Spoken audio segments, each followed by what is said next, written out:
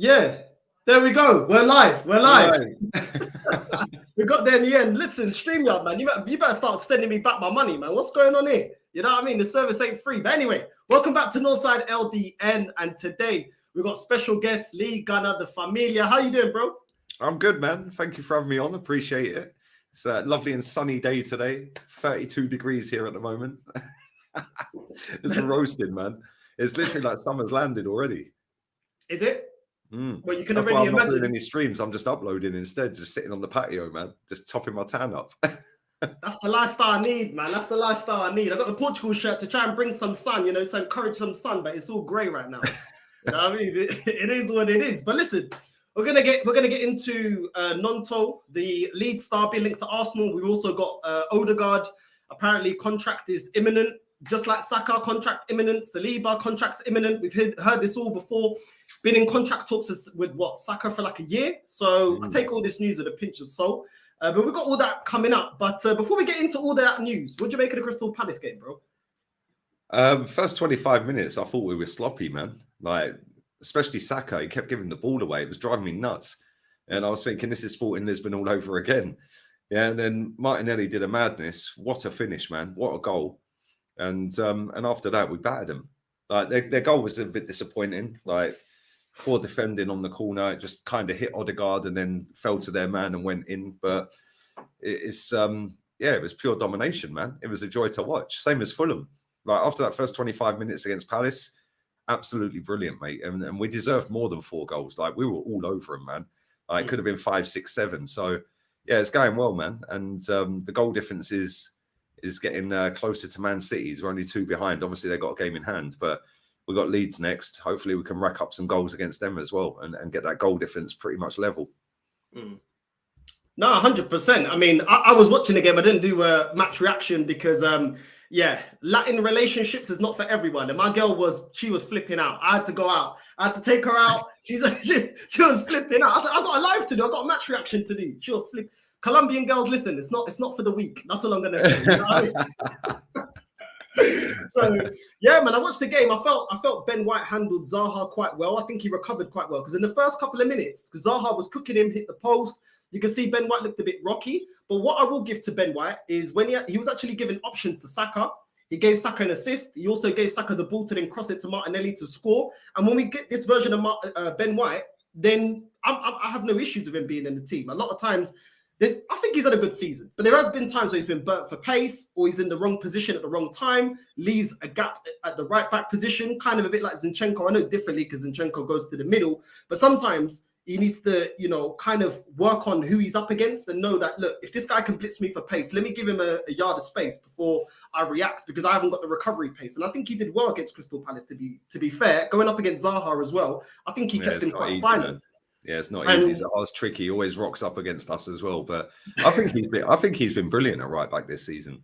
Like, there has been games where he's looked a bit iffy, but like I think we could say that about pretty much every player in the team at times. So, but this season, I actually think he's been the best right back in the league. I think him and Kieran Trippier are the best 2 in the league at the minute. And it's kind of good that he ain't going to England internationals. Like something went down there, man. Do you remember the World Cup when he came back and it was? Oh, everyone was talking about it was family issues and everyone was speculating that somebody had passed away in his family. And then it came out that he had a bust up in training, with the England squad. And I was like, oh, the real reasons come out now. Yeah, and everyone was like, no, it's fake news. The real story had come out. I was like, the real story has come out. Yeah, and it's kind of funny that he's not been picked for England now. And they've picked Reece James, who's barely played, always injured. They've picked Trippier and they've picked Trent, I think. It's funny that Trent gets in that England squad, man. I just find it hilarious. Like, the guy can't defend. All he does is just spam crosses, and 1 every 50 are going in the back of the net. Like, it's mad. But yeah, Southgate came out and said that we're blessed in that position, so that's why he's not been picked. Mate, I don't want him picked. I don't want any of our players picked for international. Like, I can't stand international football. Like, when it's a tournament, it's sick. Yeah, like, it's cool. Yeah, like that World Cup final was mad. But yeah, man, I don't want any of these players going on international duty, especially when we're in a title race. Like, because some of these are going to get injured. Yeah, and I don't think any of the Brazilians are gone, right? I don't think any of the Gabbies. Yeah, they've all stayed at home. Yeah, I think I don't think Saliba's gone. Obviously, he's out injured, apparently. Again, I'm not too convinced by that injury, if I'm being honest. Like, I just think that was, oh yeah, let's just blag it at 6 weeks so you don't go to the French team. Like, and then you'll be back for the first game back. Like, similar to Haaland. Haaland's apparently injured. Yeah, all right, mate. Like, good one. Like, yeah, it's mad. All right, it was Walker, not Trent. It's Walker that's gone. Yeah, big up 489 Sports for telling me that. It was Walker that went. And again, another one. Walker, I like Walker. I think he's actually probably like consistently over the last 4 or 5 years been the best right back in the league. Yeah, but this season he spent a lot of time on the bench. He's way off the pace at times for Man City. But yeah, I think Ben White's been the best defender, best right back in the league this season. I'm glad he ain't gone, mate. I'm glad he ain't going to them in England games. Like, complete waste of time. I think we got Italy and Ukraine. Yeah, I think Italy and Ukraine. Like, come on, seriously, we're going to get out of that group. We've got Malta in that group, and we've got North Macedonia. I mean, just give us the pass out of the group. Like, come on, like, it's ridiculous. We qualify every time, mate. So what's the point? They might as well just put the bigger nations that qualify every year straight into the tournament and let the rest battle it out. I'm telling you, I was looking on Thursday, we got Liechtenstein. I was like, am I going to really watch this game? Like, how entertaining is that going to be? Like, we're going to Portugal. Well, Ronaldo will be stat padding and suing all over the park, listen. I've been arguing with one of the worst nations in it. So, yeah, that'll be about 7 or 8 nil. He'll bag 3 or 4. He'll be suing, stripping off again as usual. And everyone will be gassed up again. Oh, Ronaldo's back in Europe. Yeah, good one. I was laughing when he kicked that bottle. Do you remember when they all saying Messi? He was playing through his team, and then the opposition fans were all screaming Messi, Messi. And he kicked the ball. I was like, bro, you've been playing ball for how long, and you can't even kick that bottle into the crowd? Yeah, he couldn't even kick it properly. It just spun up. Bro, he's getting abused out there as well, man. When I was doing a show with Runs the other day, he was playing some clips, man. They were on him, bro. Like, they were on him, like Messi. He couldn't hack it. He was all like this. Go on, louder. He's such a bitch, isn't he? Like, I can't you know what? I'll be real, yeah. That is the Portuguese. I can say because I'm Portuguese, isn't it? That's the Portuguese, man. Like, if you get onto us, they get real touchy. Look at Mourinho. Look at Ronaldo. That's how it is, bro. You can't pull them out. You know what I mean? Who hurt these Portuguese guys, man? These men take it personal. It burns them. Do you know what I mean? It's like, why is it burning you? Look how much money you're earning. Like, who really cares? Do you know what I mean? But if somebody was screaming Messi's name at me and I'm Ronaldo, well, I'd just be like, I'd just ignore it. And then when I score, I'll be like, give it some more. Come on. Yeah, tell me some more. Mad. Imagine if you reacted like that every time they call you a rat or they call you negative. I'm a flip-flop now, apparently. I'm a flip-flop, mate. Yeah, I'm a flip-flop. I need to apologize, apparently. Like, I need to apologize for us finishing 8th, 8th and 5th and like sitting 15th for 5 games straight, getting battered by like Burnley, Wolves, Leicester, Villa. I have to apologise now, mate, apparently. Let them continue, man. Let them continue. I'm going to, because in about 11 weeks from now, I'll be sat on the beach in my flip-flops, hashtagging flip-flop on every Instagram story. But it is what it is. I think like that was a perfect performance against Crystal Palace because at the Sporting game, I titled it, get Arteta out right now. I don't care. I knew it would trigger a lot of people. I couldn't give a crap. But to me, I'm sorry, bro. I watched it. I didn't care. And I was swearing at him. I was calling him Iwe puta, marica de merda, vatumanuku, marica. I was calling him everything. And in Portuguese as well, because it was fitting. Because you got slapped up by Sporting. So you deserve to get cussed by Portuguese as well. But it is what it is, bro. Like, I think that the Crystal Palace game, like Martinelli, I feel like when he's more direct, he's a lot more effective. I think Martinelli, when he does that stop-start, when he grabs the ball, when he does the stop-start, and he's got options, I think sometimes he overdoes it or he takes too long on the ball. And I think what Martinelli did well against Crystal Palace is when he received that ball from Saka, turns around and hits it. And I think that's when we get the best out of Martinelli. Zinchenko as well, when it works, it works. And one thing I do like about Zinchenko, when he goes in the midfield and he's not challenged, he's always direct. He's always looking for our striker or our front three. Always. His balls are always direct most of the time. And that's one thing I do like about Zinchenko when that works, that little inverted left-back role. I think Jesus was unlucky to get a goal, but I know that he's a little bit rusty. But the positions that he got in, I actually think he got in very good positions and he had quite a few decent shots. I think if he was on form and wasn't injured for so long, he could have got a goal in this game. We could have easily smashed them 6 or 7. I think Party had one that just whistled wide as well. And like Odegaard had a couple of chances, but Yeah, man. All in all, it was decent. It wasn't a perfect performance because we conceded a goal, but other than that goal, mate, it was domination, and that's what we should be doing. Like we've gone through years and years and years of losing these kind of games, especially to them, like, and especially at the Emirates. But yeah, we're doing what we used to do, slapping up all the lesser teams, and being competitive in the big games. Yeah, and our away record against the London teams is mad. We ain't conceded a goal away from home in any London away. So that's going well, but it's still a long way to go, man. 10 more games. It's going to be dramas, bro. Like it's going to be nerve-wracking, man. And we got Liverpool coming up in a couple of games' time as well. So hoping we get something out of that, because we normally get passed around Liverpool like a peace pipe. Like, literally just get pammed every time we go there. So I'm hoping we go there. But they've got Man City next. Then they've got Chelsea in the midweek, and then they've got us. Bro, they'll be knackered by the time they play us. Their inhalers have run out.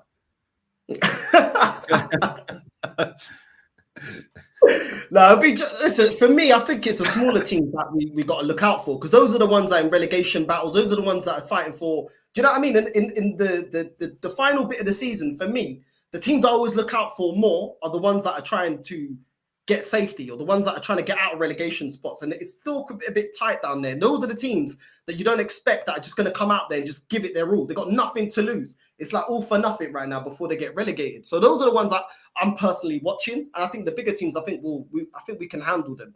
But we'll see. We'll see. I mean, Wilfred Nonto, the 19-year-old Italian left winger that can also play as a striker and a right winger, being linked to Arsenal. Apparently the amount they're quoting around is 30 mil. What do you make of this guy? He's direct, he's raw, he's nowhere near the finished article yet, but yeah, I think he's too good for Leeds. I can't lie. Is he good enough for us though? That's the thing, isn't it? And like, I know he can play right, and I know he can play up front, but he's done most of his work this season on the left. And we're stacked on the left, bro. I don't really get it. Unless we're going to have him as the backup to Saka and play him on the right, or move Martinelli out to the right, because Martinelli can play right as well. But I don't know, man. Like these links with these players and that, like, bro, it's mad, isn't it? Like, we're 22nd of March and we're linked to everyone. Like, it's mad. Yeah, but the thing is, like, we can pretty much attract any player within reason, because we are top of the table. We are most likely going to win it. We're 8 points clear. If we don't win it, then you have to say it's a disappointment. But I think if we do win it, we can attract pretty much anyone. Like, we'll be the champions of England, bro. Like, and we're Arsenal. We're in London. That's a draw anyway. So I don't know. He's a good player. He is a good player, but I don't know. I want somebody else, man. I want a proper right winger to challenge Bukayo Saka, because as good as Saka's been, and he's been superb for 3 years straight, bro, he's going to be knackered and burnt out by the time he's 23, 24. Like, he needs to be, like, rested up for some games, man, like cup games and like stuff like that. Like, and if we go and get somebody that's decent, yeah, then we still have a decent opportunity in the cups. Like, Saka's going to play. I think I see something the other day saying he's going to play about 60 games this year. Like, that's a lot of games, man. And he gets kicked to shit every game. It's mad. So, yeah, we need to wrap him up in cotton wool, man, and go and sign a right winger. If this is the guy, then cool, whatever. Yeah, he is a decent player, but yeah, I don't know. I don't know, man. I think there's other players out there we can go and get. Just go and bid for Mahrez. Just get Mahrez to the public, bro. Like, yeah, come on, Mahrez. We should do that. Remember when they were taking all our best players? Taking Nasri, Adebayor. We were just the flipping Man City factory. And they were just giving them everything. But for me, now, you know what? This player, I think he's got high potential. But for me, I don't want this filo da puta anywhere near my club. I'll tell you why, yeah? I saw you on the football terrace and there was an Arsenal fan. I don't know his name. And he was saying to you, things are different with Arteta. Okay, cool. I want to see the difference. Because back when it was Arsene Wenger and we was getting into Champions League, we'll never get players that are Champions League winners or the best players within the Champions League. We'll always get Europa League level players and flourish them, or players that are developing and flourish them. For me, Nonto is one of them where he's not fully developed. We don't know yet what he's gonna do. He's got a high ceiling. Then again, as long as you're under 22 years old, everybody's got a high ceiling in world football. You know what I mean? So for me, do you know what high ceiling means? Like, these people that talk with this high ceiling and transition and all of this crap, yeah, and like, oh, that's not the profile of player and all this sort of. They all speak like that to make themselves sound like they know what they're talking about, yeah. High ceiling basically means we've gassed him up so high, yeah, that we think he's going to be a world-class player. That's all it is, bro. I'll give you a prime example of this, yeah. I'm not going to be able to pronounce the fella's name, the boy at Napoli, the left winger at Napoli. Oh, when no, you which watch one? that geezer play, he looks amazing. Mm. Yeah, he looks insane, bro. You put that geezer in the Premier League, he won't even do half the digits. Yeah, top player. Yeah, but you put him in the Premier League, there ain't no way he's stat padding like he is in Italy. No way in a million years. Yeah, even certain players that, to your point, even certain players that we think are established, like Koulibaly, you saw how much Napoli were asking for that guy. They didn't, every year somebody was going in for him, 100 mils and all that. Yeah. You know what I mean? And he's supposed to be in his prime when he's come over to Chelsea. And he's even Sims bodying back to Italy the other day, bro. That was embarrassing, man. It was like Don Robbie was at centre back. I saw that. How much did they pay for that guy? I think they paid about 40 mil for Koulibaly in the end. But bro, he got spun and bodied, bro. Yeah, I was just like, you just being bodied by a kid, yeah, with a fucking afro. Like, how embarrassed are you right now, Koulibaly, bro? Like, come on, it's mad. Even Shevchenko, you remember Shevchenko when he come in, baller over there in Italy. Come over here, what did he do? Do you know what I mean? So that's why I understand what you're saying, and that is what, to my point, Lee. That's why there's a lot of these Italian players that stay in Italy, bro. Like, or players that are not Italian but have played there for a long time. They don't want to leave. Even Chris Smalling's gone back there, and he's looking class. But in the Premier League, Ashley Young went out there and was ripping it up. Like Victor Moses was out there ripping it up, bro. Like, you know what I'm saying? Like, this is what I'm saying. Yeah, that league, yeah. It's got a little bit better over the last couple of years, and it's more competitive now until this season. Anyway, Napoli have just walked away with it, but it has been more competitive, more teams winning it and stuff like that. But bro, that lad at left wing at Napoli, mate, I'm telling you, you put him in the Premier League, yeah. I've watched a little bit of Napoli this season, right? The amount of space that geezer gets is insane because they can't defend properly, like, which is mad because you'd think Italian teams they could defend, bro. They can't defend. Like, he's picking up the ball. Like, literally with 25 yards of space in front of him, running at people. When you're doing that, you're going to get ripped every time. Yeah, you ain't doing that in the Premier League, especially against teams like Everton, like with Brexit ball, with Sean Dyche, you know, he's eating bricks for breakfast, you know what I mean? We're fucking fire into him, son. Like, you know what I mean? They ain't going to give you time and space like that. Yeah, and this is why when people were gassing up Mudryk and everyone was going, oh, look at him, he's so quick, he's so good at dribbling. Like, bro, he's got 20 yards to run into in Ukraine every time. Put him in the Premier League, he's done nothing. Yeah, but he's got a high ceiling. No, that just means Arsenal fans gassed him so high that they think he's going to be world class. And now what they're doing is they're sitting there laughing at him, but saying, but I think he'll come good. That's just to save face from gassing him up for 6 months. Yeah, because now they don't want to admit he's crap, because then it means they've cocked up, innit? Yeah, that guy only went for 100 million because Arsenal fans did his PR for him. Like, he's worth 10 million quid, bro. He's shit. Yeah, but he's got a nice little butterfly tattoo and a little tattoo of a love heart on his ankle, and they all fell in love with him. Do you know what I mean? Like, if you're a baller that looks like you're ready for spring break, going out on the football pitch, that means that they gassed you up. Not real talk. You know what's funny, yeah? Do you know what's funny? I don't know if you see my Instagram, bro. 8 years ago yesterday, yeah, I was in spring break, Cancun. You know what it's lit. 8 years ago, bro. That 8 years, I ain't even recovered, mate. I was fucked. I'm telling you, bro. I lost my voice and everything, man, with all the cheap alcohol we were drinking. We literally just survived on liquids.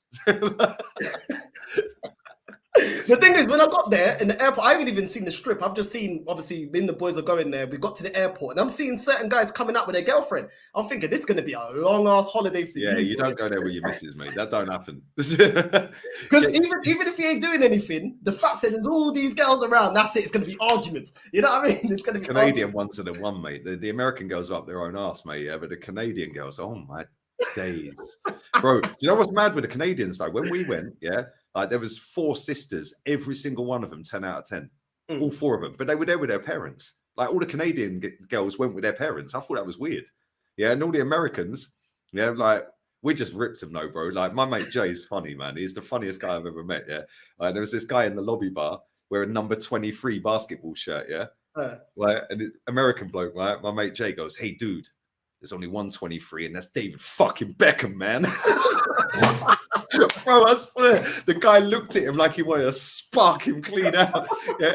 In the end, about an hour later, my mate Jay's got the top on and running around the lobby bar screaming, David fucking Beckham, dude. Every time we see that guy, yeah, he wanted to kill my mate. Like, honestly, I don't know how Jay got out of Cancun alive, bro. That holiday was the funniest shit I've ever done in my life. Literally every day. Yeah, anyone who's not been Cancun spring break, you gotta go.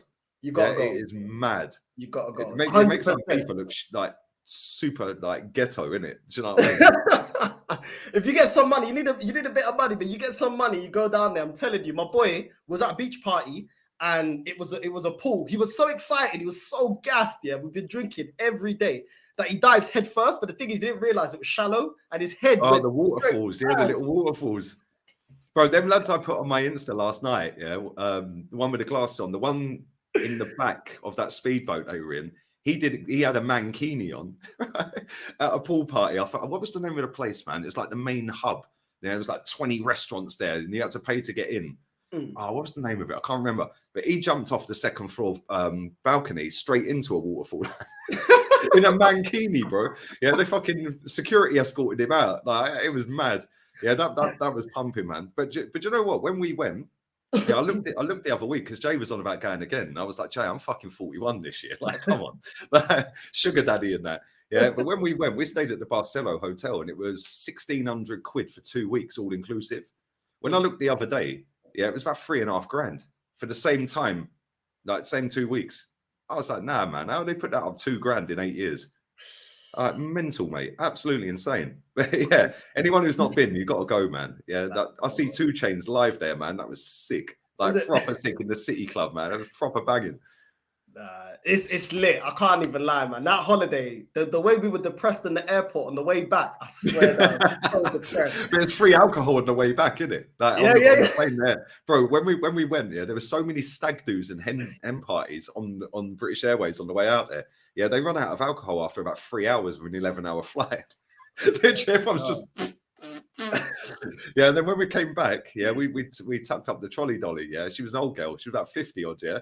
Right, and we were sat right at the very back of the plane, right? And there was we had this free seats each, and we could recline the chairs right back, yeah, right? Because nobody was sitting there. The plane was a bit empty on the way back. The trolley dolly comes out, and we was like, "How many little miniatures of JD you got?" She goes, 6 for the whole flight. I said, "Yeah, we'll have them all." She gave us them all. She was like, "I can't give you all of it." I said, "Just give us the lot." She gave us the whole lot. Yeah, my mate was hammered, man. He was drinking the fucking little bottles of wine. I caught him like dribble all down his mouth, man. That was fucking funny, man. Yeah, that holiday was the best holiday I've ever had, mate. Honestly, anyone who's not been, you've got to go. It's quite expensive, but you've got to do it, man. Certain things I can't really talk about on, live, but yeah, I'm not talking another time. We won't ever see you again if you do. No, I'll be doing lives again from my car. Do you remember them times I was doing lives from my car? From the Datsun. Uber driver. Nah, but I mean, onto Nonto. Like I said, man, for me, when I saw that Arsenal fan on the football terrace tell you, "Oh, things are different under Arteta." Okay, cool. Well, Arteta's bought enough players that are bench warmers, just like Arsene Wenger. He's already bought Fabi Vieira. I'm still not fully convinced. Muntaraj, I'm not convinced. Rob Holding needed to be gone ages ago. We got Rob Holding. To me, had a good game against Crystal Palace for a season. Isn't good enough in my opinion. Reece Nelson had a couple of good games for a season. Can I rely on you? No. If we're going into the Champions League, if things are going to be different with Arsenal, then we need to get players that can actually get us over the line of winning that competition. We never bought players that could win us that competition, and we sold our best players. Nonto, to me, isn't going to do anything in the Champions League, as far as I'm concerned. And we've already seen it with Mudryk, how much these guys were hyping up Mudryk. Trossard was the better player. I think we need to go back to, getting players from the Premier League. It's working for us. Zinchenko's worked for us. Jesus has worked for us. I think we need, Trossard is working for us. We need to go get the best players from like all the teams, even the teams, outside the top 4, go and pick them for the best players, and we'll go on to win things. Fergie did it all the time, and it worked for him. You know what I mean? 13 Premier League titles, and how many Champions Leagues? It's not rocket science, and we've been saying this. That Fergie used to just go and nab the best player that weren't playing for Man United. Like the best player in the league that weren't for United, bang, we're having him. Like Rooney, Berbatov, Sheringham, Cole, York. Used to do it year after year. Carrick, Rio.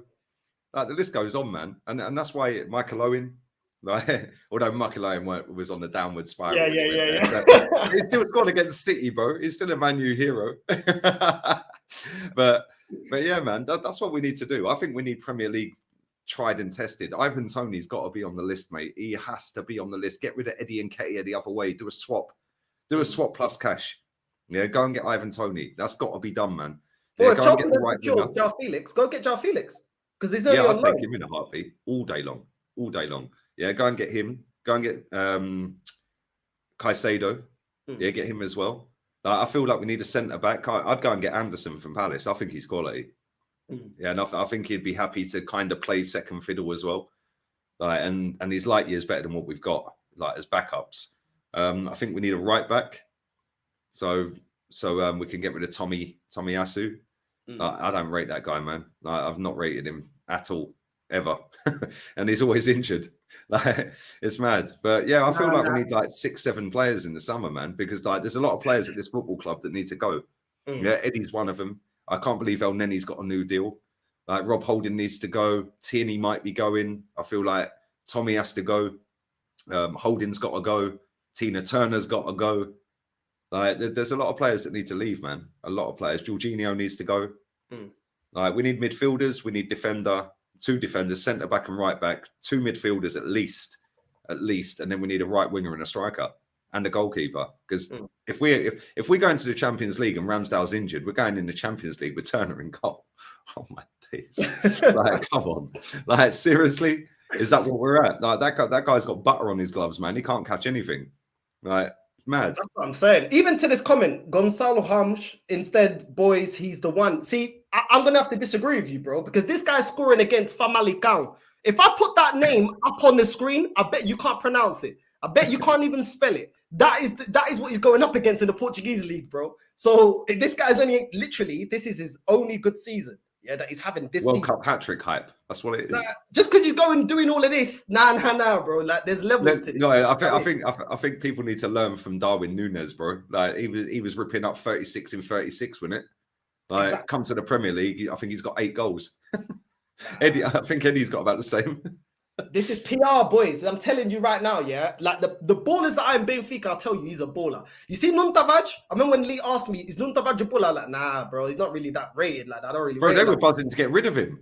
There's fans all over Twitter saying he's shit. He can't defend. Do you know how much Benfica's made? I think it's in the last 15 years. They've made the most money from player sales, 1.6 billion. Yeah. When do you ever get a little deal out of Benfica? Never. Benfica and Porto will not sell at cut prices at all. Liverpool tried with Darwin Núñez. They said, no, we want the full money there, and that's it. They couldn't believe they got 80 M's for him, bro. They were sitting there like, when the call come in, we'll pay 80. They were like, they're paying 80. They're paying 80. Yeah, we'll take it. Do you know what I mean? You think Benfica are going to get better? He came out and said we valued him at around 50 in our heads. Yeah, about 40 or 50. He goes, they phoned up and bid 80. He goes, we couldn't believe it. Like, literally, we couldn't believe it. That's what I'm saying, bro. So if they're allowing Nuno Tavares to go for like 20, 25 million, obviously they don't even rate him. They don't even have the audacity to bump up the price because they know this guy's a bum. You know what I mean? He looks like the flipping Portuguese Sean Paul. Nah, I'm not with it. Nah, not for me, man. Nah, not for me.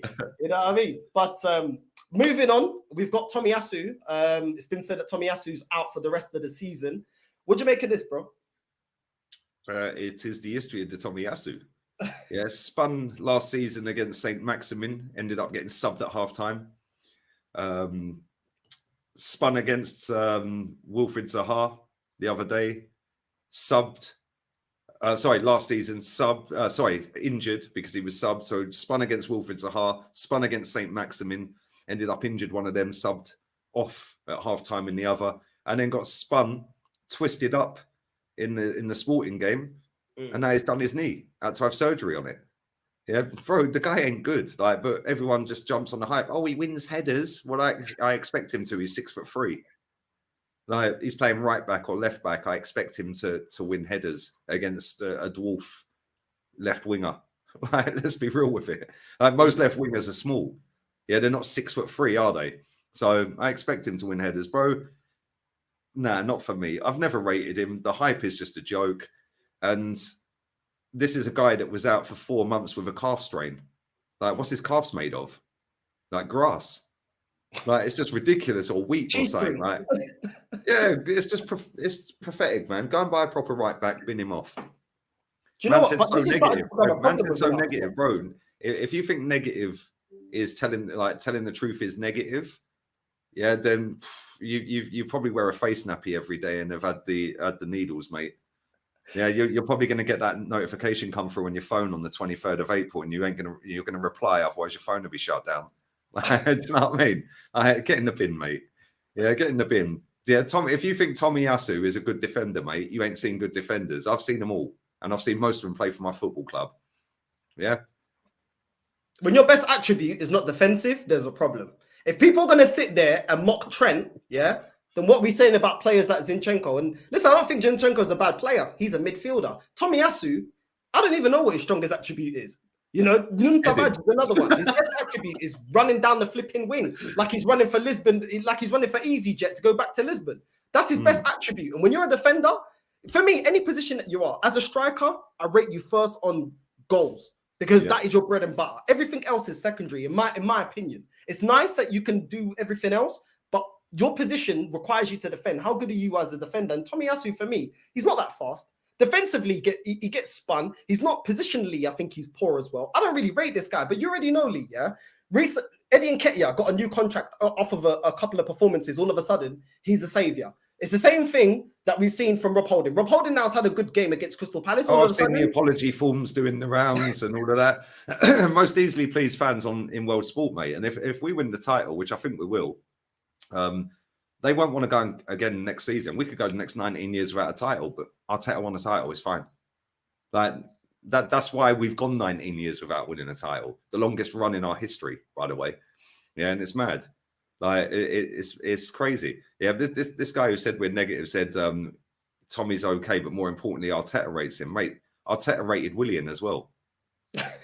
Yeah, and he rated Runnison. Yeah, and Pablo Marie and Cedric and Sambi Lakonga and Eddie Nketiah and Rob Holding, Tina Turner. If they're all good, then why don't we win the Europa League? Because everyone keeps coming out with, we come at the Europa League, we have to play a weakened squad. We don't have the squad depth. The squad is thin. Cool. Saying, keep that same energy in the summer when we need to go out and get players. And if we can't compete for the Champions League and the Premier League, yeah, then why aren't these people going to call it out in the summer then? Because in the summer, you better call out the players. Thing, bro. When we went out of the FA Cup against Manchester City, everyone was saying, oh, but it was our reserves against their first team. And, you know, if we have our first team, oh, don't worry, we got bigger fish to fry. We went out to Brighton, bigger fish to fry. We go out to Sporting, bigger fish to fry. But then you sit here and talk about Tomiyasu. No, he's decent. Talk about Fabio Vieira. Oh, he's decent. Talk about all these other players, fringe players. They're decent. Well, if they're that decent, why are we at all these competitions then? Exactly. Like, and how are we going to challenge next season? Yeah, when we can't play more than one game a week because we haven't got a squad to do that. Apparently, according to this lot, we've got a thin squad. Another stupid buzzword, thin squad. Yeah, thin squad. No, you just didn't do what was required in the transfer window. Like, let's not dress it up here. You didn't buy the players to make it competitive in more competitions. And failing. Like somebody said to me the other day, yeah, what team plays their first 11 every single week? Liverpool did it for 4 years straight, mate. Yeah, Arsenal used to do it back in the day. We could name Arsenal's first 11 back in the day, every single week, every competition. When I watch Real Madrid, I watch them in the El Clasico, I watch them every week. Yeah, I can name Real Madrid's starting 11 just like that for every competition because it's the same 11 every competition. And that's facts. And on top of that, Man United have won a cup and they're still in every other competition that club could fight for this year. Why? Because they're playing their strongest team. So surely that's the way to go forward, right? Because they're still in every competition with a shout. I know the Premier League, they're not going to win the Premier League. Yeah, but their aim was more top four. It is what it is. Coming from where they're coming from. And they've nicked the cup and they're in the top four. And if we don't win the league, they've had a better season because they've won a trophy. They could have a treble with playing their best squad week in, week out. So why is it good enough for Man United, not good enough for Arsenal? With all due respect, but that's another thing that Arsenal fans say, bro. They go, oh, but Man United's squad's worth $1 billion, and then they added 200 million on top. Okay, how many of Man United's first 11 would you take at Arsenal to put in Arsenal's first 11? None. Casemiro, that's it. Casemiro's the only one. Yeah, I ain't taking any of their players. So when there's fans sit there and say, "Oh, but their squad's worth £1 billion," well, it ain't really, is it? Yeah, because Pogba went. There's 90 million off of the billion. Yeah, other players left in the summer as well. Yeah, Harry Maguire weren't ever worth 80 million quid. Like, so just because it cost £1 billion doesn't necessarily mean it's worth £1 billion. Yeah, and like, I wouldn't be taking Rashford at all. That guy's trash. He's just in a purple patch. Yeah, the only player who gets in Arsenal starting 11 is Casemiro. That's it. Yeah, and people want to sit there and like try and go, oh yeah, but we're in a title race. I'd swap top 4 for a League Cup. Like, what are you talking about? Like, I've seen that a lot. Oh yeah, it's only a League Cup. It's only a League Cup because of fans like you. Yeah, do you Real Madrid if they want to take their League Cup seriously, or PSG if they take theirs? Man City take it seriously every year.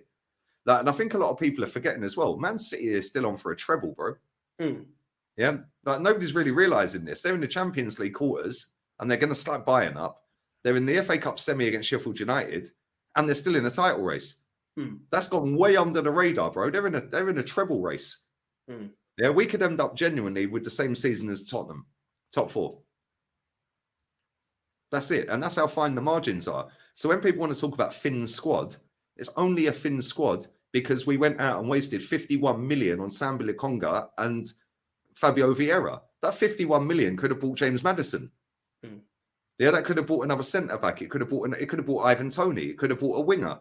Yeah. So when people want to talk about thin squad, it's only a thin squad because we didn't do what was required in the transfer windows. And then this is what makes me laugh. These fans that sit and say thin squad, how many players do they think we're buying in the summer then? Like, because we're still in these competitions and the Champions League next season. So how are we making this thin squad more competitive to compete Champions League, League Cup, FA Cup, and League again next season? Because for me, we need 7-8 players. Like, we need to get rid of a load and we need to go and replace them. Eddie needs to go. Holding needs to go. El Neni needs to go. Jorginho needs to go.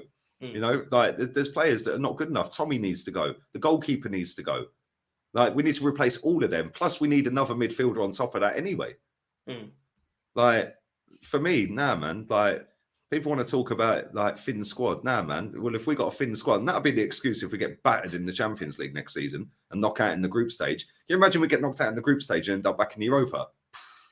Can you imagine? Bro, I don't think we're seeded. I think we're pot 3 as well because we haven't been in it for so long. And our record in the Europa League is pretty trash. Yeah, so I don't think we're actually seeded in pot 1 or 2. Yeah, I think we're pot 3. So we could end up with a group of, like, I don't know, like Inter Milan and Real Madrid, or Inter Milan and Barca, or Bayern Munich and I don't know, who else is there? Bayern Munich and Madrid or something. I don't know. We could end up with some mad teams. Like, it's crazy, bro. You know what I find funny, like, with Arsenal fans, it's like they want to big up the cup competitions when it's convenient, and then they want to say, "Oh, it's only the League Cup, it's only the FA Cup," when it's not convenient anymore. They kept this manager in a job after finishing 8th, after winning the FA Cup. Then now they're saying, "Oh, it doesn't matter about that." So how did you justify this manager being in this job up till now? Because that was that gave him credit in the bank for how many years? This is what makes me laugh. It's a shit cup. The League Cup. It's a shit cup. This is the same fan base that were jumping around about a Community Shield. Like, he won 2 trophies. Yeah, this lad's still going as well. What's his name? Travarelli. Yeah. Why are you thinking negative shit, bro? Because I look at all the permutations. I look at all the outcomes, mate. Yeah. So then when stuff goes wrong, yeah, I've covered all angles. You lot all sit there and go, "Oh, it don't matter. Pick up the rug and sweep it all under it, mate." Yeah. And then put the rug back. And then when it all goes tits up, how did that happen? Yeah, like me, I remember early in the season, I said, if Thomas Partey, Jesus, or anyone gets injured, we're in a bit of trouble. Yeah, like, to be fair, we've smashed it without Jesus. But if Thomas Partey's injured from now to the end of the season, we ain't winning the league.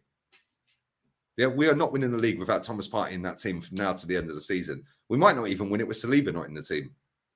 Like, so, yeah, it's mad. Yeah, I know. Yeah, TJ's right, man. Using your eyes is a disgrace. That's what I'm saying, bro. Like, I'm only going off of what these fans are saying.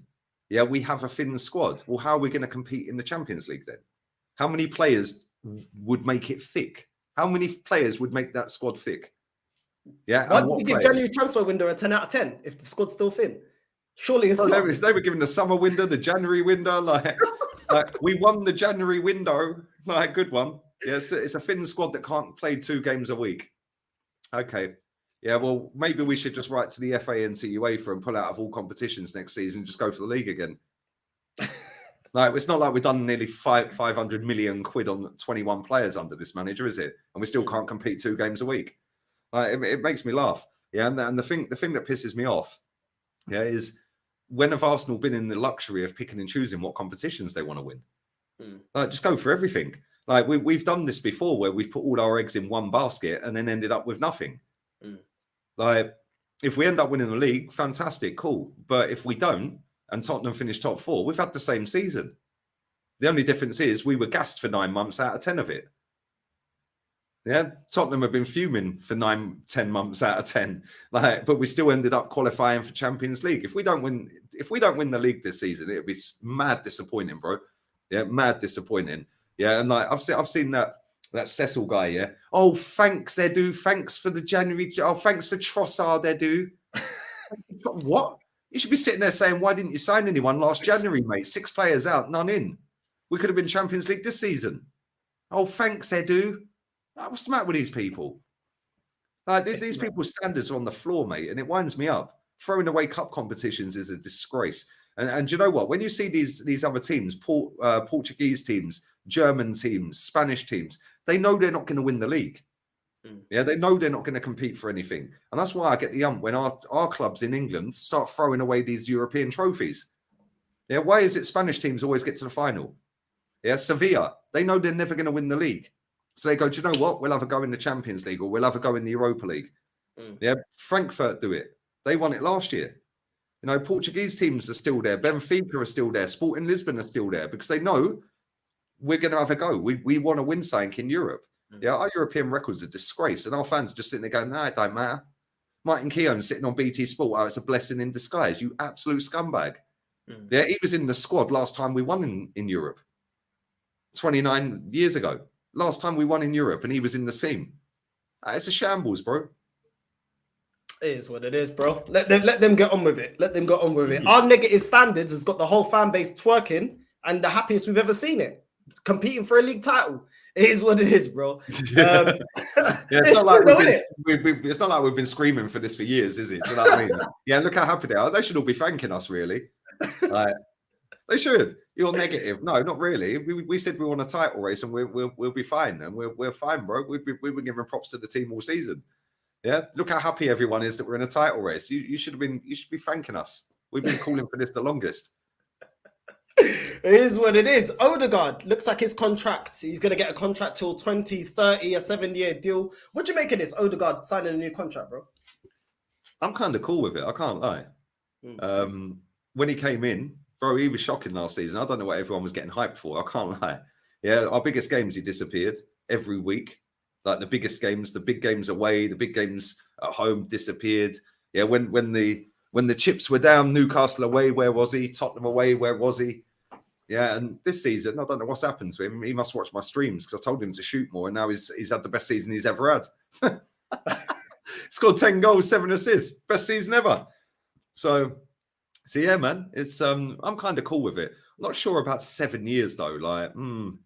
Like he's already got 2 years left on his current deal, so maybe we should have just extended it an extra 3. But I suppose if it does go wrong and he signs until 2030 and he does go wrong, it goes wrong in 2 years, say, and he's on the downward, he'll still have 5 years left and we can get decent dough for him. So protecting his value. You know what, Lee? For once, I'm happy to see a player actually having years in their contract instead of running it down to the last year or the last 2 years. Running off to Man City or Man United. You know what I mean? The Arsenal yearly car boot sale of all our best players getting pipped. You know what I mean? Because we put the power in the players' hands. I think you're right. And the thing is, yeah, anyone that wants to get onto me or you about, you didn't believe in him, Vinicius Jr. was having a hard time when he first went to Real Madrid. They were getting onto him. Do you know why? Because like an owner, when you get a job, it's your job to now prove that you're good enough. You got the contract, and now it's up to you to actually put the numbers down and actually perform. That is how you get a job. That's how you are. They take your CV. Okay, you're good enough. Cool. You come into the company. Cool. Now it's your time to perform. Odegaard wasn't performing up until this season. So what we were saying about him was facts, because he was going hiding in games. He wasn't really providing enough for the front three. He wasn't really integral to us breaking teams down or making stuff happen if, you know, the game isn't going our way. And it was fair of us to say, we are not liking what we're seeing. But just like Vinicius Jr., he's turned it around. And then the fans get back on side. Once the players start actually, you know, performing, we'll get back on side. Ben White was another player. Ben White was another player that we didn't really like. But this season, in another position, praising him. And it's not down to the fans to tell other fans, oh, why are you cussing this guy? No. You're a paid employee. You have to perform. You don't go to your job, get in late, take extra lunch breaks, take the piss, go out for a fag break, and then say, oh, you should believe in me because you hired me. Nah. The company will say, we pay you. It's your time to perform. And it's as simple as that. That's how it is in the real world. 100%, bro. Even Benzema was getting on to Vinny. Yeah, Benzema was on him, bro, calling him out in press conferences and interviews and everything, saying he ain't good enough. Yeah, Benzema was on him, bro. Like, wouldn't pass to him and everything. Like, it was mad. Yeah, now he's gone up levels, absolute levels. And this is the thing. Like, I always use Real Madrid as the barometer anyway. You know, people go, why are you comparing this to Real Madrid? Because we smashed the stadium down to be like them. 19 years ago, we were told we're going to move to be like Real Madrid. Well, Real Madrid's the standards then, isn't it? Yeah, and Real Madrid, Ancelotti was sat in a press conference the other day saying, I'd like to stay for another 3 years, but if it ends up only being 3 more months, then that's up to the club, isn't it? His job's on the line, bro. He ain't winning the league. He's getting sacked, or he's not getting contract renewal. And that's how it should be. None of this, look at what he's done for the club. Like, no, see you later, mate. You didn't win the league. Bye-bye. Even if he wins the Champions League, he probably won't be there next season. Yeah, and that's how it should be. Constantly evolving, not just sitting there going, oh, yeah, look at what he's done for the club. That's how we got in this mess in the first place. Right? And like people were so emotionally attached to footballers that couldn't give a shit about them, don't even know they exist. Yeah, and get so gassed over him. It's mad. And then when they leave to go on to better things, oh, he's a snake. Yeah, he's a snake. If Bukayo Saka, no, I'll use Odegaard as the example, actually, because we've both cussed Odegaard time again, yeah? If Odegaard leaves at the end of this season and goes back to Madrid, he's a snake. So all these people that are sitting there saying, you need to rate Odegaard, you need to apologise to Odegaard, why? Because as soon as he leaves to go somewhere bigger and better, you'll call him a snake anyway. Stop getting emotionally attached to paid employees. Yeah, none of these players will be here in 10 years' time. Facts. In fact, since I started supporting this football club, I think only David O'Leary is still here, the ambassador of the club. I think he's the only person that's still here from when I started supporting. They come and go, bro. They're paid employees. When people are saying Van Persie's a snake, no, he ain't. No, he ain't. Well, you want him to stay at Arsenal and win nothing for the rest of his life? Like, he wanted to win. Yeah, Cesc wanted to win. All these other players wanted to win. Yeah, and this is the difference between Arsenal and Real Madrid. Real Madrid want to win. Arsenal don't. Like, this season, if we don't win the league, it'll be, oh, well, nobody expected us to anyway. Yeah, it should have been, we're going all out in January. We're not going to keep good relationships with Brighton. We're fucking having Caicedo. Because I'll tell you something, if Real Madrid went for him in January, they would have got him. Yeah, they would have got him, mate. Yeah, 100% they would have got him. Yeah, and this is the difference. Like, the standards come from the ownership and the fan base. And if the owner's just happy top 4, then the fans need to raise their game. And when Real Madrid lost to Barcelona the other night, if you go to Real Madrid's Twitter account, go and read all the comments. Yeah, every time they lose a game or draw a game, go and read the comments on Real Madrid's Twitter account, because they've got more overseas non-Spaniards, yeah, than we've got non-English overseas, yeah? Go and read their comments. All their overseas fans are on the same page as the Spaniards. Yeah, disgrace. How can you lose to Barca again? Yeah, get him out. Get him on the first flight back to Italy. He's a disgrace. This is a guy who's just won the Champions League, the Club World Cup, and the league. Yeah, get him out. Get him out. Get him out. 99.9% of the fans want him out. Yeah, whereas with Arsenal, oh, why are you calling this person shit? Oh, you're so toxic. Why is Keown a scumbag? Oh, only in England we have this crap, bro. Yeah, only in England. And that is why Real Madrid are still the best team in the world 19 years after we were told we were moving to compete with the best team in the world, which was Real Madrid. 19 years later, they're still the best. Why? Because their fans are elite. Their ownership is elite. And that is why they keep winning. Yeah, because they're all on the same page. Sergio Ramos come out once when they asked him about the booing. And he said, yeah, when we get booed, it inspires us. That tells us we're not doing what we should be doing. And the fans have got a right to boo us. Yeah, and it makes us play better. Yeah? When we boo players, oh, how toxic and negative are these fans booing a player? That's not going to help him, is it? Like, what's the matter with this country, bro? Like, real talk. Yeah, if you want to be the best, you have to beat the best. Yeah, and you have to beat them in all aspects, bro. Real Madrid are elite for a reason. Yeah, because they are all on the same page. Win at all costs. Every loss is a disgrace. Doesn't matter whether it's one loss or 101 losses, it's the same. Yeah, they lost to Sheriff last season in the Champions League. FC Sheriff, like, I mean, who are they? Yeah, they lost to Sheriff. The White Handkerchiefs were out, bro. Ancelotti had been back there 10 games. The White Hankies were out. They're jeering, booing, like absolute scenes. And they were top of the league, 10 out of 10. Set a record for most goals scored after 10 games in the league. But they lost that Champions League game. Their fans were going nuts. Yeah, they ended up winning the Champions League.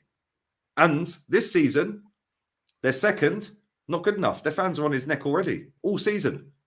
Don't matter that he won the Club World Cup in February or January, whenever it was. Sack him. And sack him. And this is the difference between the mentality of overseas fans, of Real Madrid, like even the ultras in Italy. Yeah, listen, you're Portuguese. You know more better than anyone about the Portuguese fans, bro. They turn up at training and beat the players up. Like, you know what I'm saying? I'm not condoning that, but it makes the players know, yo, you can't drop the standards, mate. Yeah, look at when them Sporting fans rocked up and stormed the team bus and beat Bastos up and all them other players. Yeah, they then sold Bruno Fernandes that summer and went and won the league the following season. Yeah, because they realised, whoa, the fans are revolted. The ultras in Italy keep the standards high. Yeah, Inter Milan's standards are high. This season's a shambles, mate, for Inter Milan. Yeah, Juve, shambles. Yeah, and this is the difference. All of the fans and the ownership are on the same page. With Arsenal, yeah, you've got fans that have never fucking done anything apart from, like, they've never been to a game in their life, cussing people that go to games. Like, who even are you? Like, these people that travel up and down the country and all over the world, why are you cussing them? Like, when people sit there and go, oh, but it doesn't matter, it's only the Europa League. Well, it mattered to 60,000 fans on Thursday because they all turned up. It mattered to you because you were watching it. Yeah. Oh, but it don't matter, it's only the FA Cup. Well, it mattered to 8,000 fans that went to the Etihad. Yeah, the away fans. Most away fans this season at a ground, 8,000 midweek.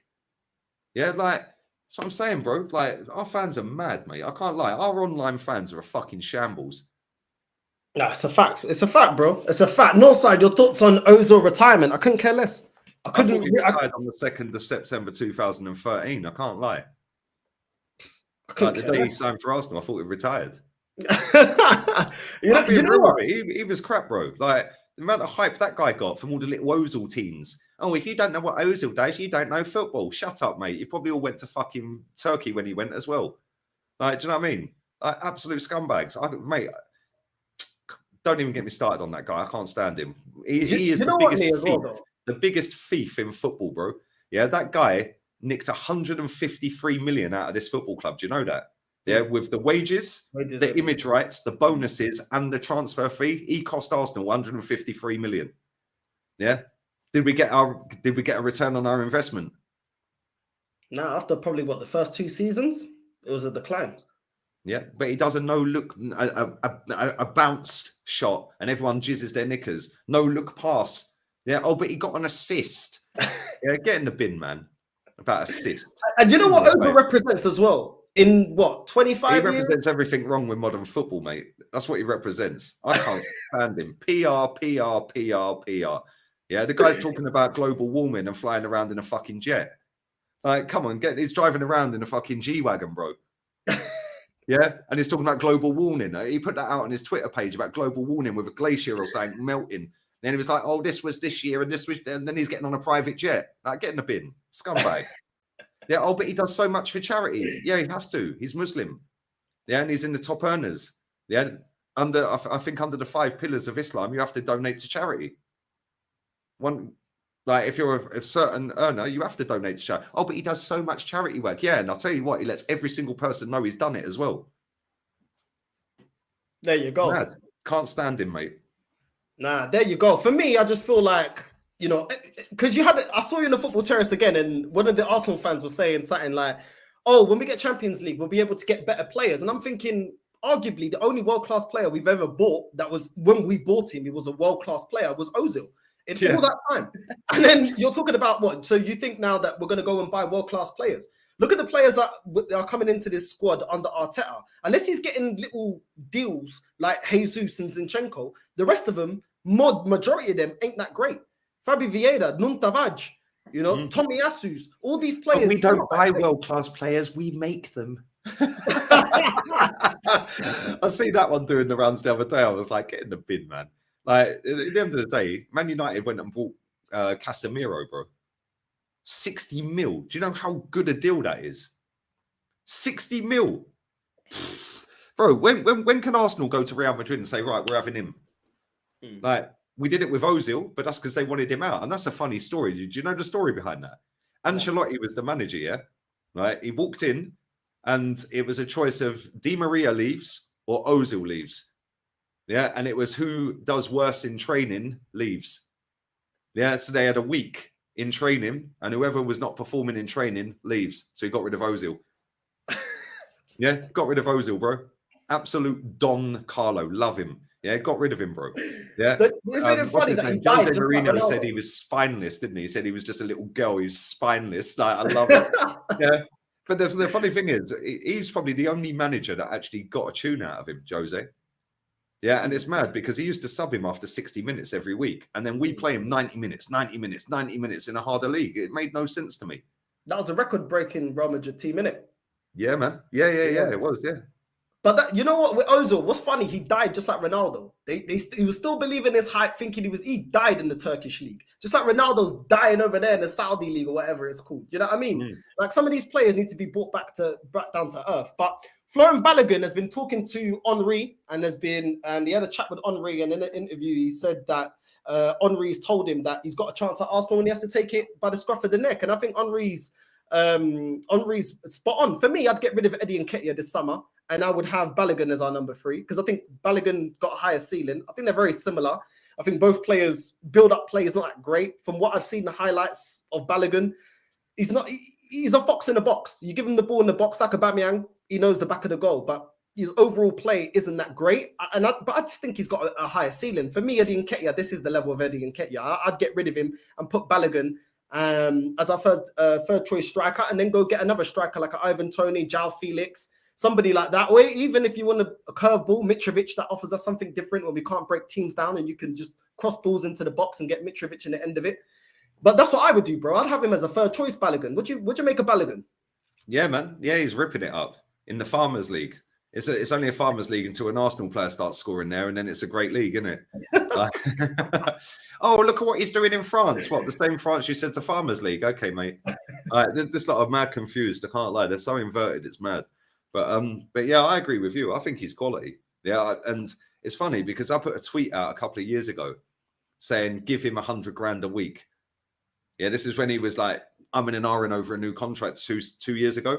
Yeah, and I was like, give him a new contract, give him 100 grand a week. He's quality. I think he played 5 games for Arsenal by then. And everyone ripped me on that tweet, bro. Oh, you're a disgrace. Why would you pay him 100 grand a week? And now look at the hype. Yeah, now all these people that were ripping me, yeah, now all saying, bring him back, bring him back, bring him back. Yeah, what do I know? Like, we gave the wrong man 100 grand a week. Yeah, and they're all happy to give that man 100 grand a week. And number 14, bro, he needs to be binned. Yeah, bring Balogun back, man. He's got way more attributes than Eddie Nketiah. Yeah, he can finish better. Yeah, he's taller, so he can win headers. Yeah, which is something we haven't got in any of our forward positions. We ain't got a player that can win a header. They're all dwarfs. So bring him in, man. He's quick as well. Yeah, left foot, right foot. He can hold the ball up. He's strong. No brainer for me, man. Bring him back. Get rid of him, Eddie. Swap him for Ivan Toney and Cash. Yeah, and then put Balogun in the squad. Makes sense to me, man. When I saw Trossard outperforming Nketiah in his prime position, I thought that's the death of you. That's your tombstone, man. I think the death of him was when Arteta basically said, you know what, I'm dropping you. You've had a run. Yeah, now Trossard's starting. Yeah, and funny enough, since then, Eddie's injured. Yeah, all right, mate. Is he really? Like, is he actually injured? Is he actually injured? Like, does anyone know? Like, what's his injury? Does anyone know his injury? He played all them games, didn't score for weeks and weeks and weeks. And then all of a sudden, Arteta thought, you know what? We've had a bit of a blip here. Yeah, now it's time to get serious again. You're out the team. Yeah, and since then, injured. What injury? Like, he didn't limp off with an injury. Didn't see anything about training injury. So how's what? Fall down the stairs or something? Like, walked into a door? What's happened to him? He's got an ankle injury. Wow. Yeah, it's probably carrying that fucking £100 a week round in his wallet. Get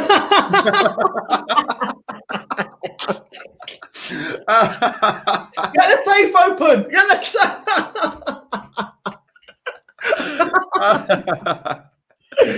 Look, Kaz, I don't know what you're on about. That Balogun wouldn't accept third striker. Listen, I'm not letting do with his toe, bro. Yeah? This is big Arsenal, mate. Yeah, big Arsenal. He can bounce. He can bounce. Honestly, man, I'm not letting none of these. If you don't want to take third striker, well, buy then. Go and play for Reims. He can go. You know what I mean? I really don't care that hard. Can I get both of your opinions on Man City versus Bayern Munich? You can. I'm just going to get a drink. League quarterfinals. Also, NSL. What's your advice about journalism? For me, I think. Listen, City need to put their best team down. Obviously, it's Bayern Munich, man. They just got to go for it. But the thing is, will Pep overtinker? Like, he just needs to go with the team that's winning. That's what he needs to do. Do you know what I mean? Obviously, Haaland's scoring mad, but Haaland just, I don't know, man. I don't know. It's hard to put Haaland. If he wasn't Haaland, you'd put him as an impact sub because of the way that he plays. Like, when he's not on job, he's not going to drop in deep, get players into the game, get the rhythm flowing. You know, I don't know, man. I don't know. For me, I don't know. I'd probably start with Alvarez and then put Haaland on if the game, you know, if you need to nick a goal. Because if you need a goal, you put Haaland on. But overall, I think he makes them worse. But this is why we ain't seen the best of City, in my opinion, because he just doesn't flow to the football that they play, Haaland. You know what I mean? His overall build-up ain't great, but you put him in the box, he's a demon. Absolute demon in the box. But if Bayern shut up shop, can Man City break them down? They need that number 9 to break teams down. When they got that number 9, they're just ticking and it just flows. You know, I mean, we see it here at Arsenal, but when you got Haaland, and if Bayern Munich don't let you play, is Haaland really gonna help you? Because if Haaland ain't getting any service, he ain't doing nothing. If you ain't getting that ball to him, he's like a Aubameyang. If you don't give him that ball in the box, he ain't doing anything. Because he ain't gonna drop in deep, receive the ball, beat 2 man, and then either put it top bins or, you know, square Mahrez in.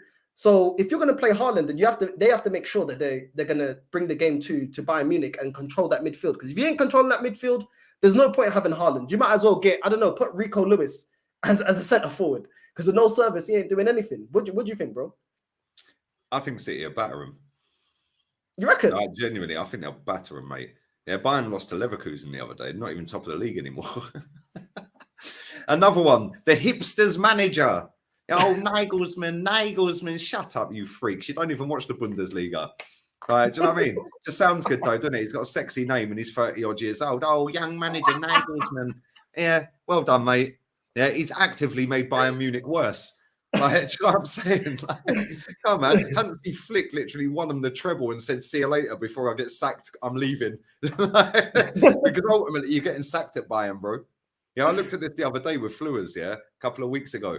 With Terry, yeah, because people go, no, you can't just hire and fire managers. Bayern Munich in the last 20 years have had 16 managers. Like, so what are you talking about? Yeah, Real Madrid, I think, have had 17, and Chelsea have had 15. 3 most successful teams in the world in 20 years. Yeah, so it does work, doesn't it? But yeah, he's made them worse, mate. He's just, yeah, he does look like, yeah, come on, McChronicle knows, Buzz McAllister from Home Alone. That is Nagelsmann, bro. He looks like Buzz from Home Alone. Yeah, proper off-key looking guy, man. Right, but yeah, he's getting potted, mate. If he don't win the league, he's sacked. If he gets knocked out of the Champions League, I wouldn't be surprised if they sacked him then. Yeah, and I think City are batter him, mate. Absolutely batter them. Yeah, they're getting pammed this season quite a few times, man. They're conceding goals, they're losing games, they're not top of the league. It's like a 5-horse race. That's shambolic for Bayern Munich, man. So yeah, I think City will walk that comfortably, mate. And I think the thing is they're not going to drop Haaland and bring him off the bench because they brought him to win that competition. Yeah, and if you look at his record in that competition, bro, it's a joke. I think he's got more goals in Europe than Wayne Rooney. Like that's mad. Like 22 years old, and he's already outdone Wayne Rooney's European goals. Like, it's pathetic. So yeah, man, I think they'll batter him comfortably, and then they'll end up with Madrid or Chelsea. I wouldn't rule out Chelsea in that either, because Madrid have been shit this season. Nah, facts. Back onto Arsenal. For me, you know, with this injury, I was looking at it, I was like, is it a crisis? No, I wouldn't say crisis, because when you look at El Nene, I couldn't care less if he's fit or not. He ain't good enough. You look at certain players, but when I see Saliba, we still ain't got no update on Saliba. And I can't lie to you, bro. That to me is looking a little bit like, is it only for international? If it's not, let's say worst case scenario, if it's not because of international duty and Arteta doesn't want him going out with the French team, this is a problem, bro, because I know Haaland played well against Crystal Palace, but can he do it for 10 games? We saw this last season for 10 games to get top 4. And certain players that we know we've deemed aren't good enough. Sent off at White Hart Lane.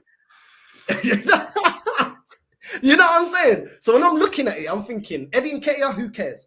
When I'm looking at Saliba, that's the one that I'm like, if this is an injury, and this isn't like games because of an international break, this one worries me, bro, because I wouldn't put Tomiyasu as a centre-back, but then again, he's injured and he's out anyway. Centre-back. That's what I do. Put Tierney at centre-back. He plays it for Scotland. Yeah, I don't trust Tomiyasu's out injured anyway. I don't trust Rob Holding. Kivior, don't know enough about. For me, no. When he jumped out that header, no, he's done. I was calling filho da puta, filho da merda, we're on.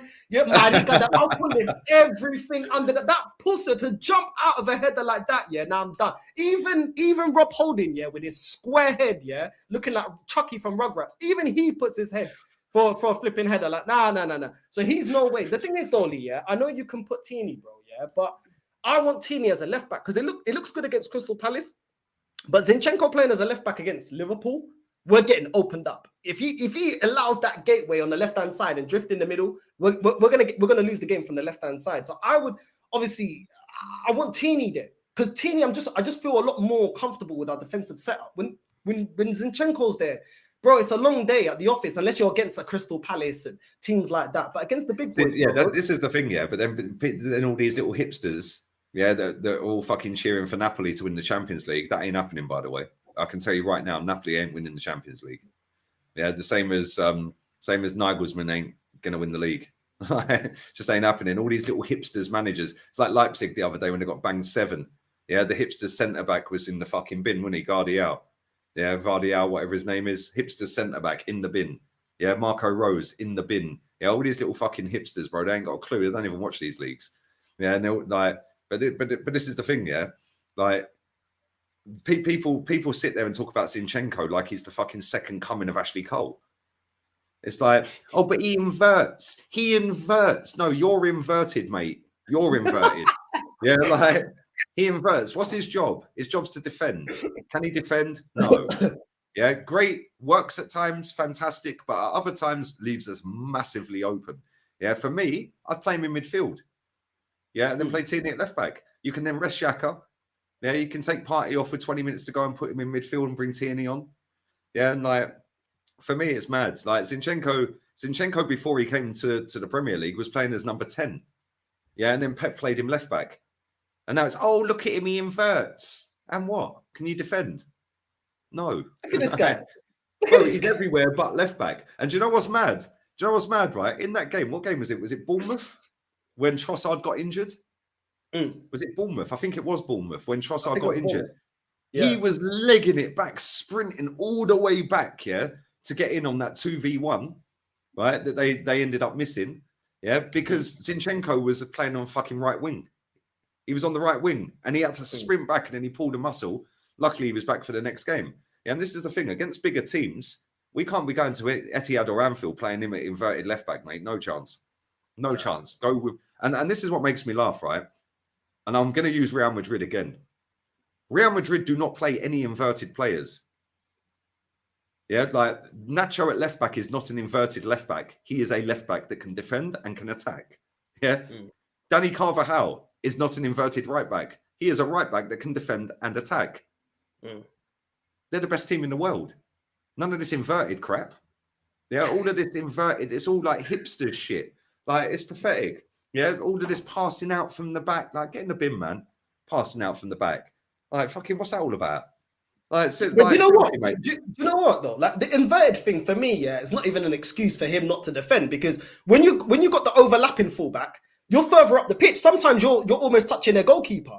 Do you know what I mean? So it's more distance to cover, to run back. Zinni has no excuse to go in that midfield. A lot of times, sometimes he doesn't even pass Odegaard. He gets to about where Xhaka is, and he kind of tries to dictate and play a pass from there. Why are you not busting a gut to get back? Because when Tini's busting a gut, he's coming all the way back from flipping where the goalkeeper is. Do you know what I mean? So either way, you got to run back, and that's my problem. Is not even that he's inverted. My problem is that he doesn't. He forgets his defensive back. And then we've got Xhaka that goes in that position. Another one that hasn't got legs and is terrible defensively, probably even worse. Or what happens is, right, is that Gabriel Magalhaes comes over to left back and then jockeys the player, and then Zinchenko ends up at centre back. And you're like, where's guy? Like, what? Yeah, like, and this guy in the chat says, yeah, but that's the manager's tactics. Yeah, I get that. Yeah, I totally get that. Right. And that's worked fine so far this season. Yeah. And listen, I hope we win the league. I think we will win the league. We're going into the Champions League next season. Yeah, watch how many clubs expose that in the Champions League. Facts. Yeah, that will get exposed left, right, and centre in the Champions League. It's all well and good doing it against Fulham, yeah, and doing it against Tottenham and all these other teams in the league. We're going up against Real Madrid, Bayern Munich, Barcelona, AC Milan, Napoli, all these other teams. But it's margins that win you the game. Yeah, like who's top of the Portuguese league? Is it Porto? Benfica. Well, there you go. Listen, Benfica are a mad team anyway. They're sick anyway. You ain't getting the ball off them. Like, do you know what I mean? Yeah, and it's like these teams will expose that. Yeah, because the more technical the teams are, yeah, and the better the players are in them teams, you're getting exposed. Like it's all against Sporting, exactly. It got exposed against Sporting. Absolutely spot on, mate. It got exposed against Bournemouth. We just got away with it with Reece Nelson's screamer. Yeah, he was in that game. He was everywhere but left back. He was right wing. He was number 10. He was centre back. He was DM. He was CM. He was AM. Left wing. Yeah, everywhere but left back. And listen, it's great. It's cool and it's been working and we've been getting away with it. But ultimately, it's going to come unstuck at some point. And when it does, it's mad. It's going to be mad watching it, mate.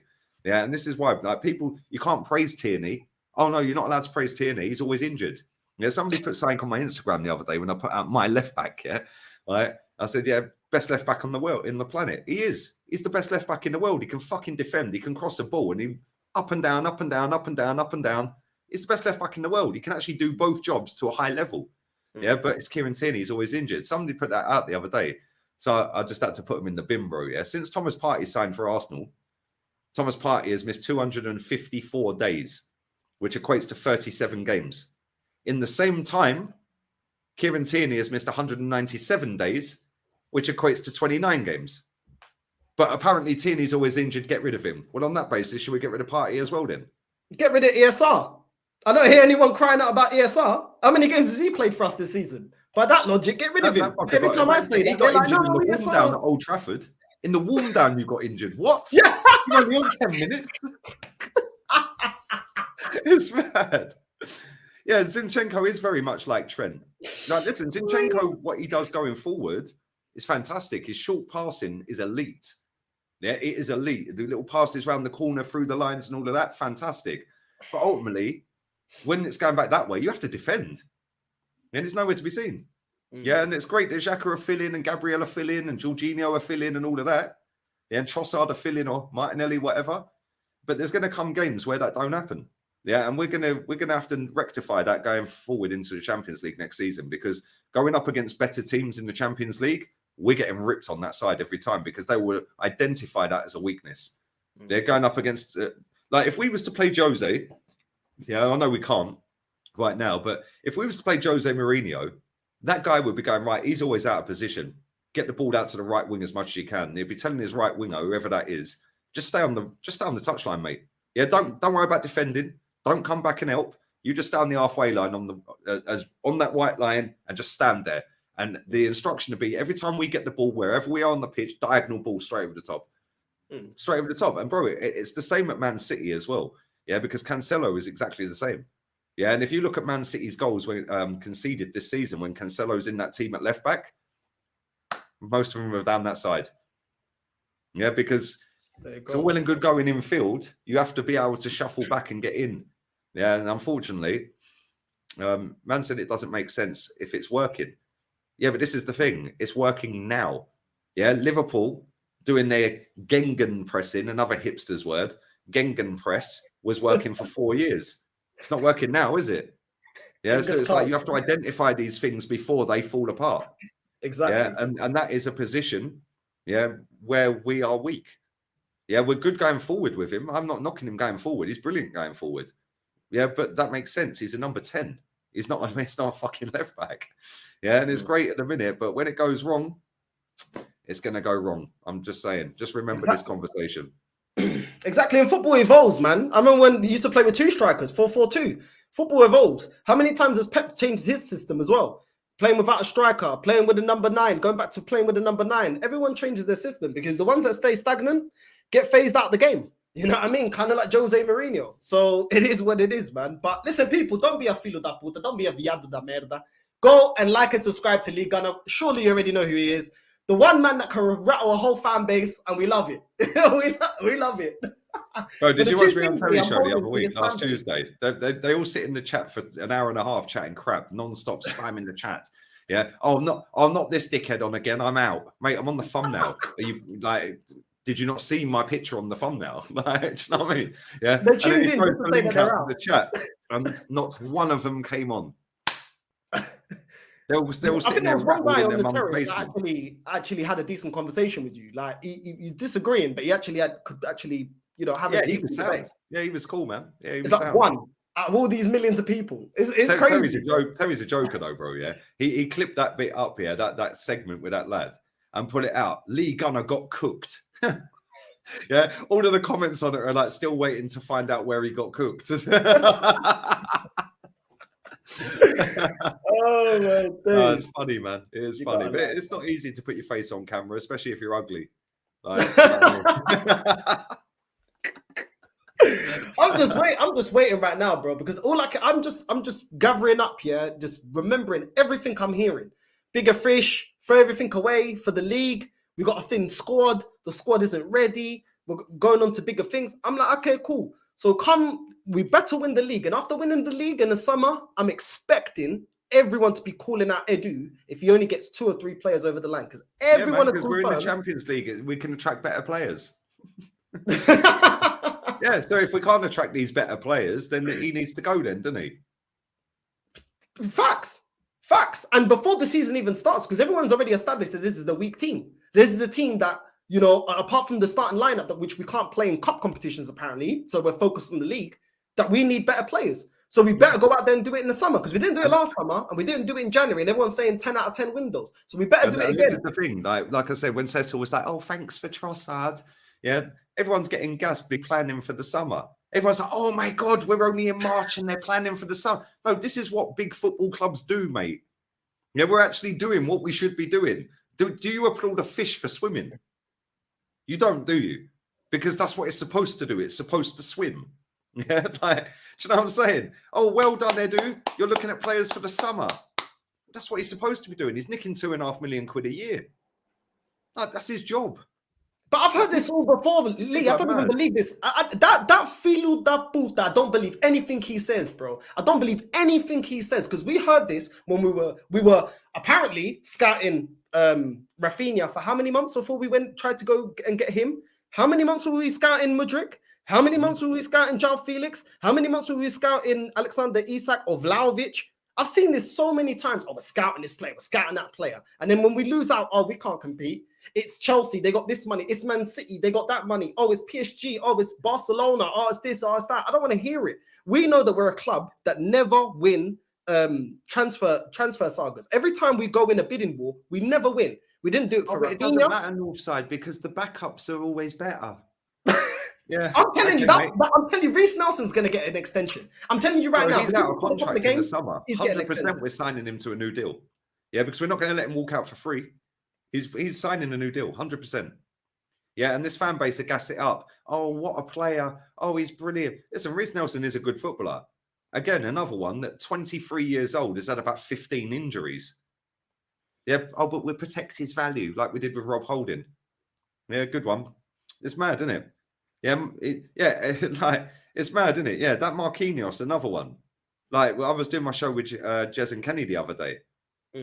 Like, bro, it's mad. Yeah, like, and I'm saying, yo, get rid of him. Get rid of Marquinhos. Like, what's happened to Austin Trusty? Like, are we going to see him starting next season? Because we signed him. Yeah, we signed him, loaned him to Birmingham, and every week he was scoring or doing something decent at Birmingham, and everyone was gassed. Like Charlie Patino, the second coming of Leo Messi, are we going to see him next season? Like, these people don't believe the crap they spout, bro. Yeah, Austin Trusty was only signed, and I said this at the time, he was only signed because he was American, or is American. And that was to, let's sign him, let's sign Turner, we can get more fans in America, we can sell more merch. Yeah. And people go, oh, no, it's so toxic. No, it's fact. And I said at the time, Austin Trusty will never play a game for Arsenal. And it looks like we're getting rid of him. So what do I know? It's what I'm saying, bro. Only Arsenal could sign a player called Austin Trusty when they were peddling trust the process. Mad, isn't it? This club's a shambles at times, bro. You guys need to get minimum 5 players in the summer for you lot to compete in the Champions League next year. Of course, because, bro, there's not even no argument to it, yeah? These men were saying in the Europa League, when I was flipping out, we lost to Sporting. These men are, yeah, but it's a rotated squad. By you saying that, you are conceding that this squad as a whole isn't strong enough to compete for the Europa. So if they're not good enough for the Europa, yeah, which obviously we're out, why is it good enough for the Champions League? Otherwise, what has really changed? People keep saying things have changed under Arteta. Then I expect to get champions, world-class, Champions League level players. Because under Arsene Wenger, we didn't get that. It would just go in there, get to the quarterfinals, get knocked out. Oh, so right, we'll go again. But the clubs received all that money during the qualification, the group stages, and everything else like that. And we don't get no trophy at the end. So we'll see. We will see. The proof will be in the pudding, but we will see. And also, when the next season starts, I couldn't give a crap about winning the league this season. Whether we win it, even if we win the league, I don't care. Yeah. Go again. Yeah, if we win the league this season, first game of the season, that's done. See you later. I'm not talking about don't care. Now we go again. I don't care. This comment's funny as well. Lee, what has Tierney won other than Farmers League trophies? Bro, are you rating Balogun right now? Are you rating how good Balogun's doing, yeah? In the Farmers League, yeah? You know that Farmers League, the same club, by the way, Van Dijk came from. You know that, innit?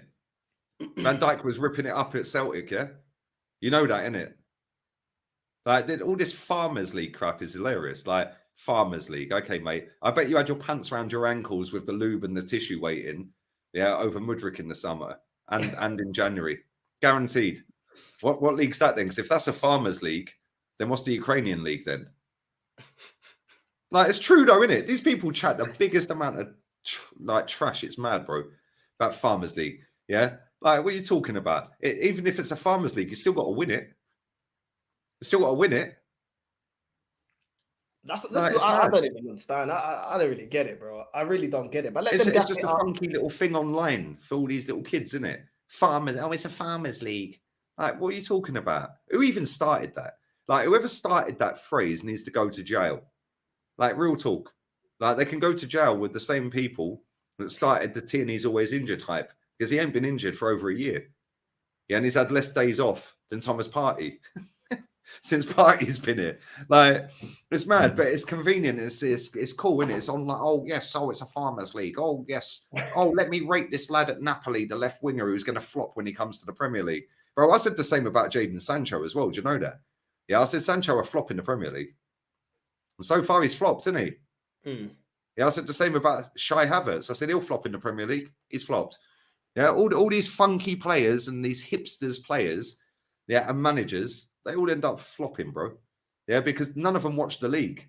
None of them watch these players, yeah? And it's just trendy. Oh, yes, this guy whose name I can't pronounce, who's from Georgia, is smashing it at Napoli. Oh, and they're going to win the league. Yeah, put him in the Premier League and watch how he does.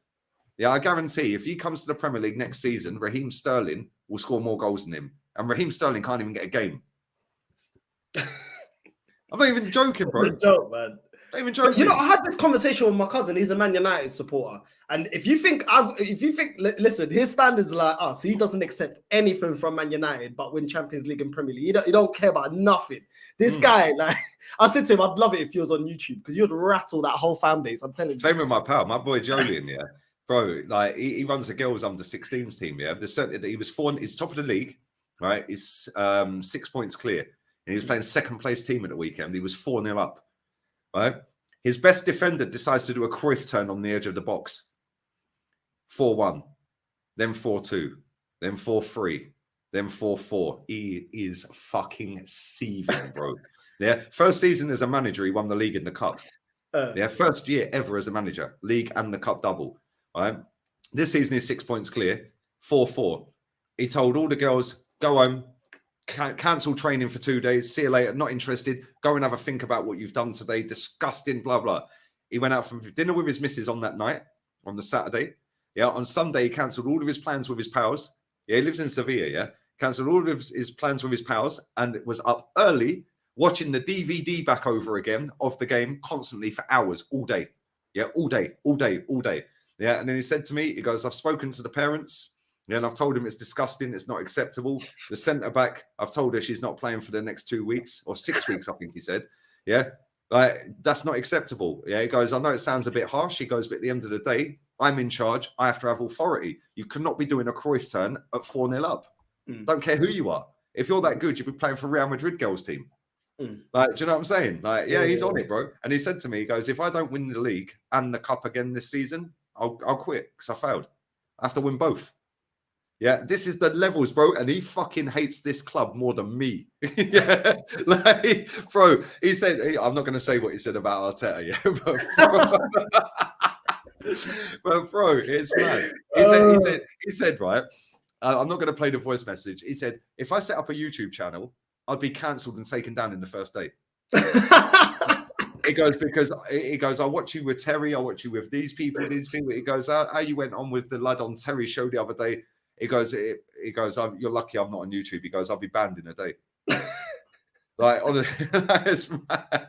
This is the thing, like a lot of these little internet warriors, yeah, they think that there's not people like me and you in real life. There's loads of us. Like I said with my cousin, I told him about Ten Hag. He won the Carabao. He didn't even celebrate. He looked, he goes, okay, cool, next one. Win the next trophy. And the next one. And he better not be giving up for the league as well. I go, yeah, but it might not be mathematically possible. I don't care. But this is the thing, when people sit there and go, how has this guy got so many subs? Because there's thousands of people with the same mindset, mate. Yeah, Kenny Ken was at goes to games, yeah? He goes to every home game, right? He goes to every London away as well. Yeah, and I said to him when we played Fulham, I said, what's the feeling like? He said, no, that top 4 BS has gone out of the home fans and the away fans. There is no top 4 BS anymore. Now is the time to win trophies. Now is the time to compete, yeah, for titles. When we lost to Sporting the other night, he said there was people kicking off on each other outside the ground. Like, some people were saying, oh, it's a blessing. Other people were saying, no, and they're all fighting. He said you see 3 or 4 different sets of fights. Like, people arguing. Yeah, and like people were going, well, if it's a blessing in disguise, why the fuck didn't you sell your ticket to someone who cares then? Like, so it was all kicking off. Like, and this is the thing, yeah. People think, oh, it's all harmony in the fan base. No, it ain't. People were beating each other up in a fucking pub in Leicester. Arsenal fans against Arsenal fans. Yeah. Like, do you know what I'm saying? Like, sporting game, fans beating each other up outside the ground because some were happy we're out the cup. And this is what I get the ump over, right? People are like, oh, you're happy when we lose. This fan base ain't stopped cheering, bro, since Thursday. Yeah? They ain't stopped cheering we're out the cup, out the Europa League. And we're negative. Bro, can you imagine this lot, yeah? Can you imagine this lot with Qatari or Saudi owners, yeah, and fucking some horrible bastard manager like Simeone? Could you imagine that? Like, this fan base often would fuck off somewhere else. Like, real talk. They wouldn't be able to hack it, bro. Yeah, the elite mentality. Because they always set the bar low, Arsenal fans. So then if we just go over the bar, we've overachieved. Yeah. Yeah? That's what they do. They deliberately set it as, oh, top 4's the aim. So then if we go above that, oh, we've overachieved. No, this is Arsenal Football Club. We spent nearly $500 million under this manager. We spent $1 billion in the last 9 years. Win a title. Yeah, no, every single person I've spoken to, yeah, that's trusting the process and all this crap here, every single one of them I have asked on camera, in the chat, stuff like that, when is it acceptable for fans like you and I to sit there and demand a trophy, a title, a major title? When can we demand that and it's seen as acceptable within the fan base? Not one of these fans can tell me that, because they always want to have a never-ending process of lower standards, and we're the plucky losers. Oh, we're nearly good. Oh, but we need more players now because we've got a thin squad. Then we get into the Champions League next season. We get piped all around Europe because of the thin squad that we still didn't fix. And it'd be, oh, well, it was our first year back. Give him more money and we go again. Bro, I can see it coming. It's a process. You know, it's a process. If you don't believe in the process, you can F off down the lane. That has got to be the thickest thing I've ever heard. Yeah. Yeah. I swear you're a Spurs fan. Really? Well, because I want to win trophies. Mate, you're more fucking suited to Spurs than I am because you don't want to win nothing. Like, what's the matter with these people? Like, they say, I am negative, bro. These people have held this club back a decade. Like, it's mad. It's actually mad. Do you know what, Nick? Do you know what? I look at it like this, yeah? All these people that always get onto us that want to win, yeah? Why do you wear Nike Jordans? Because would Jordan have the deal that he got with Nike? Would he be Michael Jordan if he came fourth in his decade, in the time that he was playing football? Who was the fourth best basketball player? Who was the team that kept getting fourth or third or fifth or sixth? I bet none of these people can remember, but they remember to go get Jordans. They know that they like the Jordans. Why? Why do you want to wear a clothing brand off of the name of a winner if you don't care about winning? Why do you wear Fendi and all these designers that are the best within their field if being the best is not important? Why don't you just go down to a charity shop and get some upcoming brand? Why don't you just wear all of that? No make trainers and that. Like a lot of these Arsenal fans, I see them wanting to be associated with the best clothing, the best Jordans, the best this, the best that. But you don't want the best for your own football club.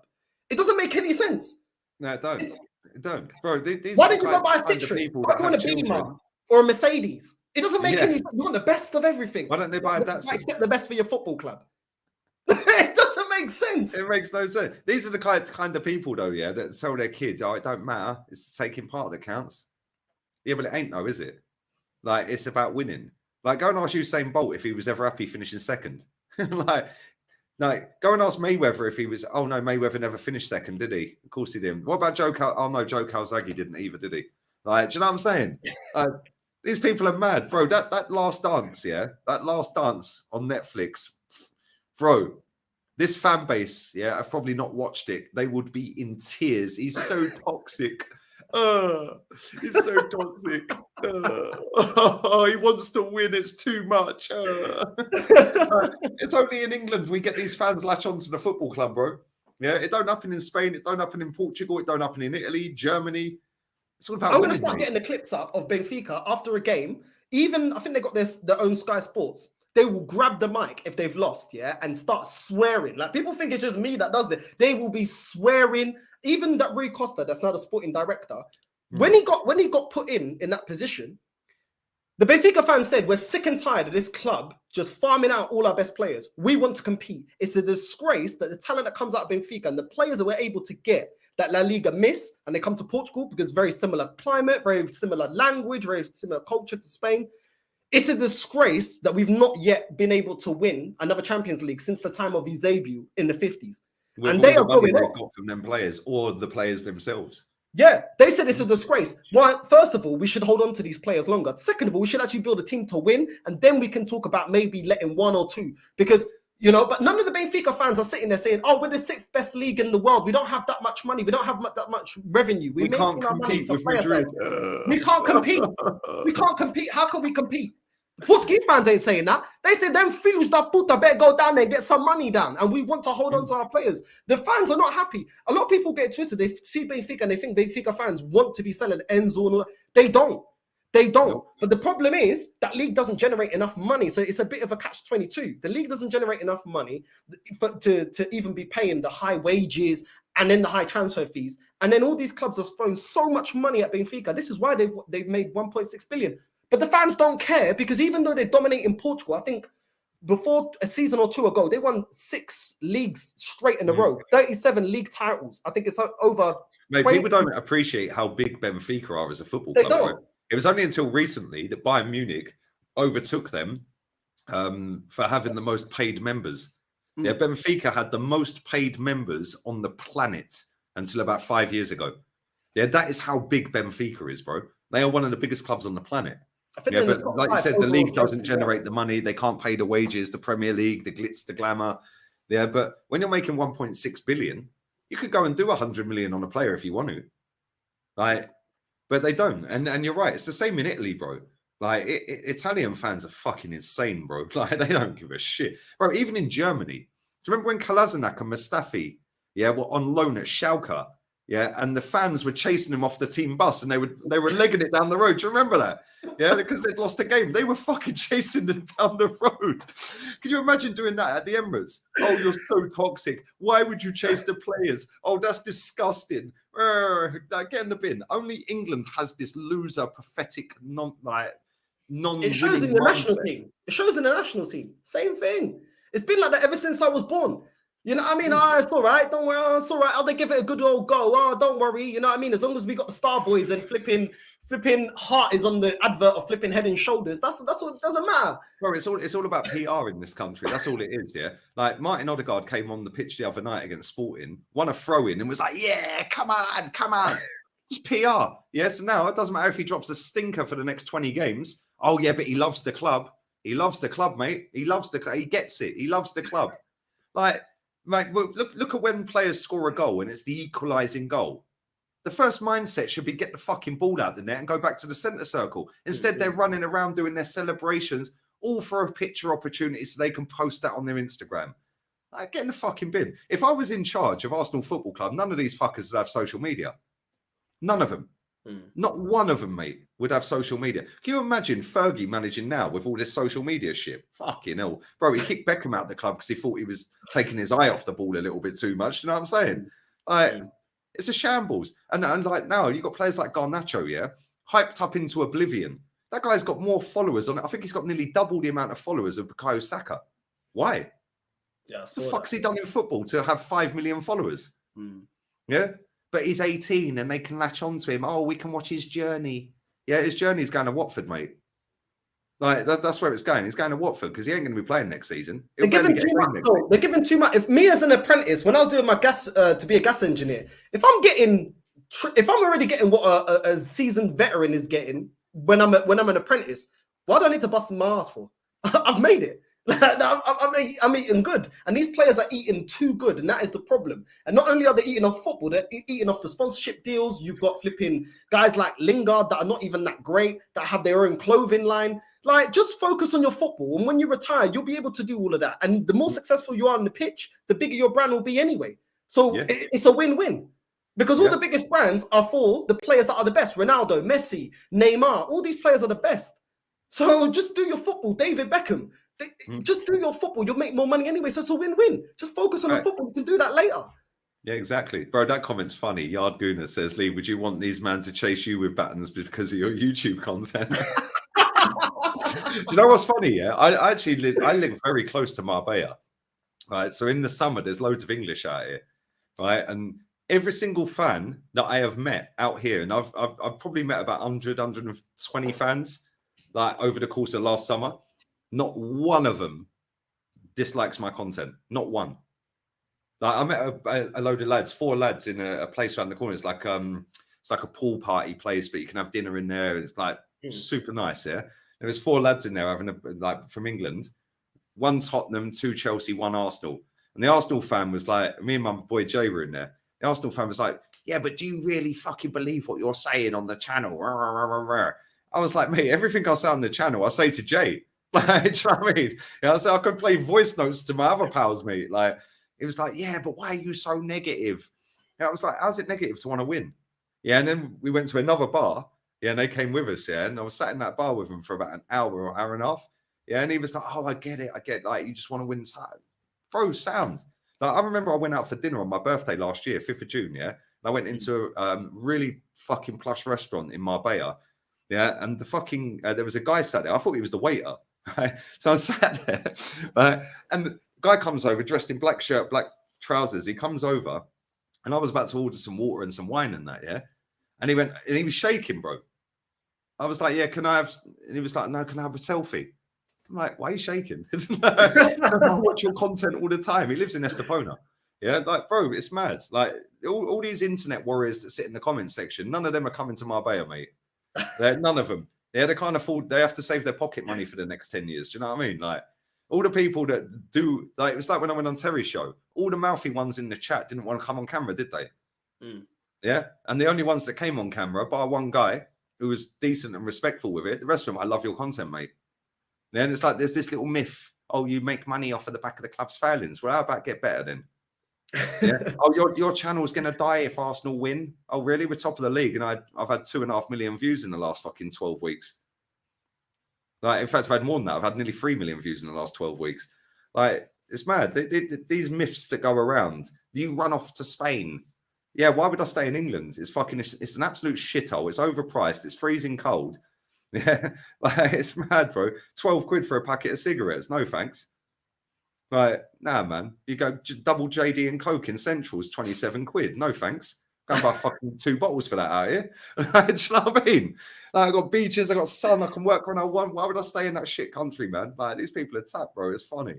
It's funny. It's great, but, man. Yeah. Keep showing your great life. It rattles them even more, man. Just, you know what I mean? Even just do an IG thing. Even if it's not yours, just take a picture with a Ferrari in that. You know what I mean? Well, I'm actually looking to get a new place because, like, I want a bigger place. This is a 2-bed. I want a 4-bed. Yeah, I want a 4-bed, but like the prices are a little bit stupid at the minute, man. Why the extra room? Are you gonna just set yourself up in just one room, or? Yeah, because I'm currently I'm sat on my dining table, so yeah. I want to have a whole room, like a whole bedroom where it's like all set up. Yeah, just leave it there, and I'll just go and work in there. And then but I don't know, man. Like, I'm trying to look at a villa, but they're fucking so expensive at the minute. Like, for a month's rent's about 3.5 grand. I ain't paying that. You can get like a 4-bed penthouse for about 15 to 1900, like in a nice area. But the thing is, I'm snobby, bro. Like I want to know all the neighbors before I move in. I want to know their movements. I want to know who's coming in and out. Yeah, I want to go scan the area. Like, yeah, and like where I live, it's a gated community. That's obviously how we roll. Gated community. CCTV, darling, all the way up the street. Do you know what I'm saying? Like underground car parking, of course. Yeah, but no, I'm pretty snobby about where I live. Yeah, same area? Huh?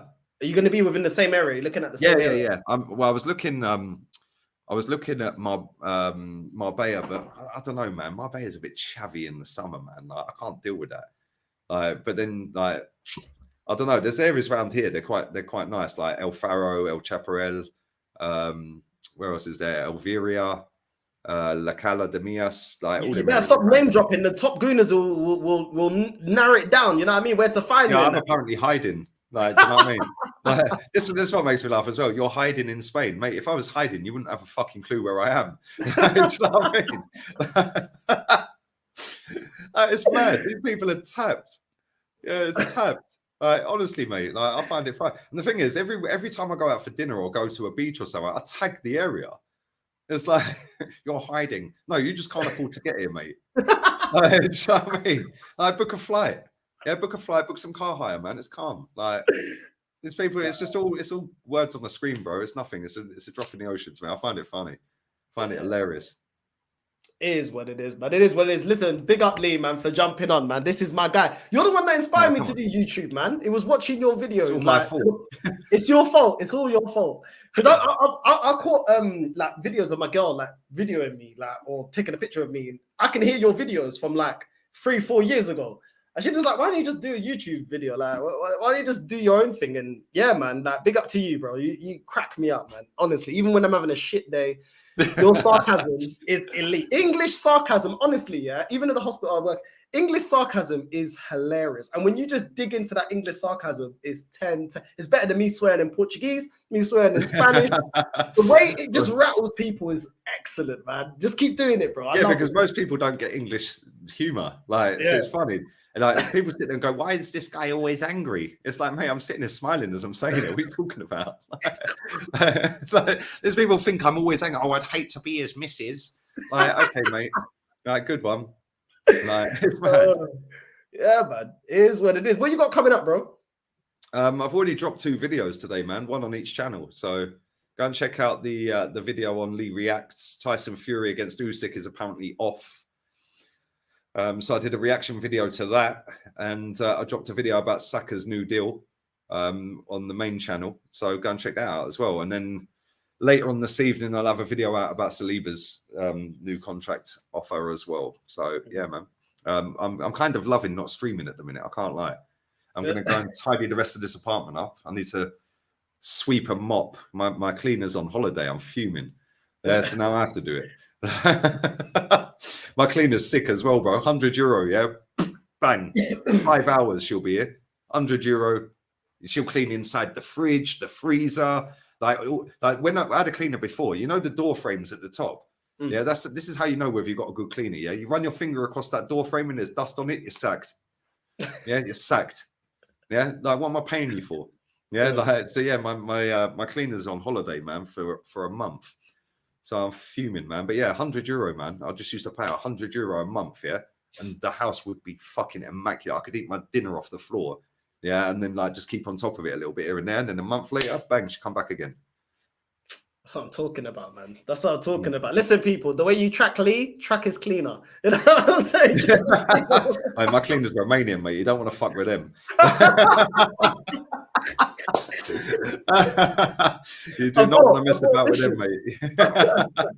Abort mission. Now, facts, man. Lee's a pioneer. You are a pioneer, man. You don't get your flowers enough, man. Like, honestly, bro. Like, you know what I mean? Like, you helped me set my channel up for my channel to grow, got me involved with so many other people like Jez, Kenny, and everybody else like that. I met them all through you. So big up to you. You are a pioneer. And honestly, bro, like, keep up the content, man, because you're one of the few channels that I watch like all the time, man. No, I love that, man. I appreciate it. You know what I mean? Carry on the sarcasm, man. Just do more. Dive never changing, bro. Watch how fucking shameless I'm going to be next season when I'm sat here with my Mikel Arteta t-shirt on if we win the league.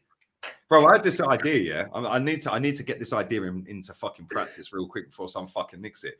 Right? You know, we've got Super Mick Arteta. He knows exactly what we need. Right? You know that song? I'm gonna get a fucking t-shirt with Mikel Arteta on it, holding the Premier League trophy.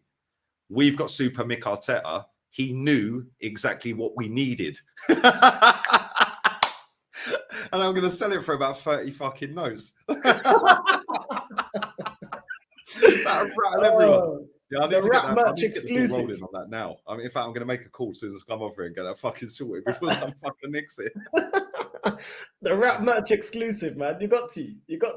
And then the day we win the league, or it's mathematically impossible for anyone else to win it, that's when I'm dropping the link for the merch. Get your new Arsenal merch, mate. It's going to be funny as fuck. And I'm going to sit on the beach all summer in my Havianas, bro. Because I'm a flip-flop, apparently, because Arsenal were doing what I wanted them to do. I'm flip-flop. Yeah, and I'm just going to hashtag flip-flop everywhere. It's going to be great. I'm gonna buy a bottle of Cristal on the 1st of May if we're top of the league. Yeah, and a nice Cuban cigar. And on the last day of the season, I'm popping that on camera. If we win the league. If we don't, it'll stay in the fridge. If we don't win the league, I want Arteta sacked. I'm not bending on that one. I want him sacked. I wanted him sacked after the Sporting game. I can't lie.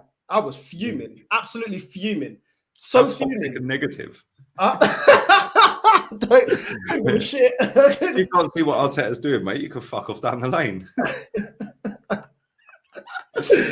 You know what? These days, you know, the last 19 years, I couldn't see the difference between the lane and flipping the Emirates. But you know, hopefully this season we can start seeing a difference, and that's that we start. Be the go-kart track. Listen, people, make sure you like and subscribe to Lee Gunner. Links in the description if you haven't. I'm sure you already subscribed to him. And make sure you hit the like button on the video. And Lee, love for jumping on, bro. Nah, I love for having me on, man. I appreciate it. Lee Reacts. Go and check that channel out. Lee. Yeah. Go subscribe to Lee Reacts. Go subscribe to Lee Don't worry Reacts. about the main one.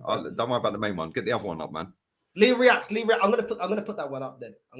Take the other one out and just put Lee Reacts. Cool. Anyway, people, we're out. Safe.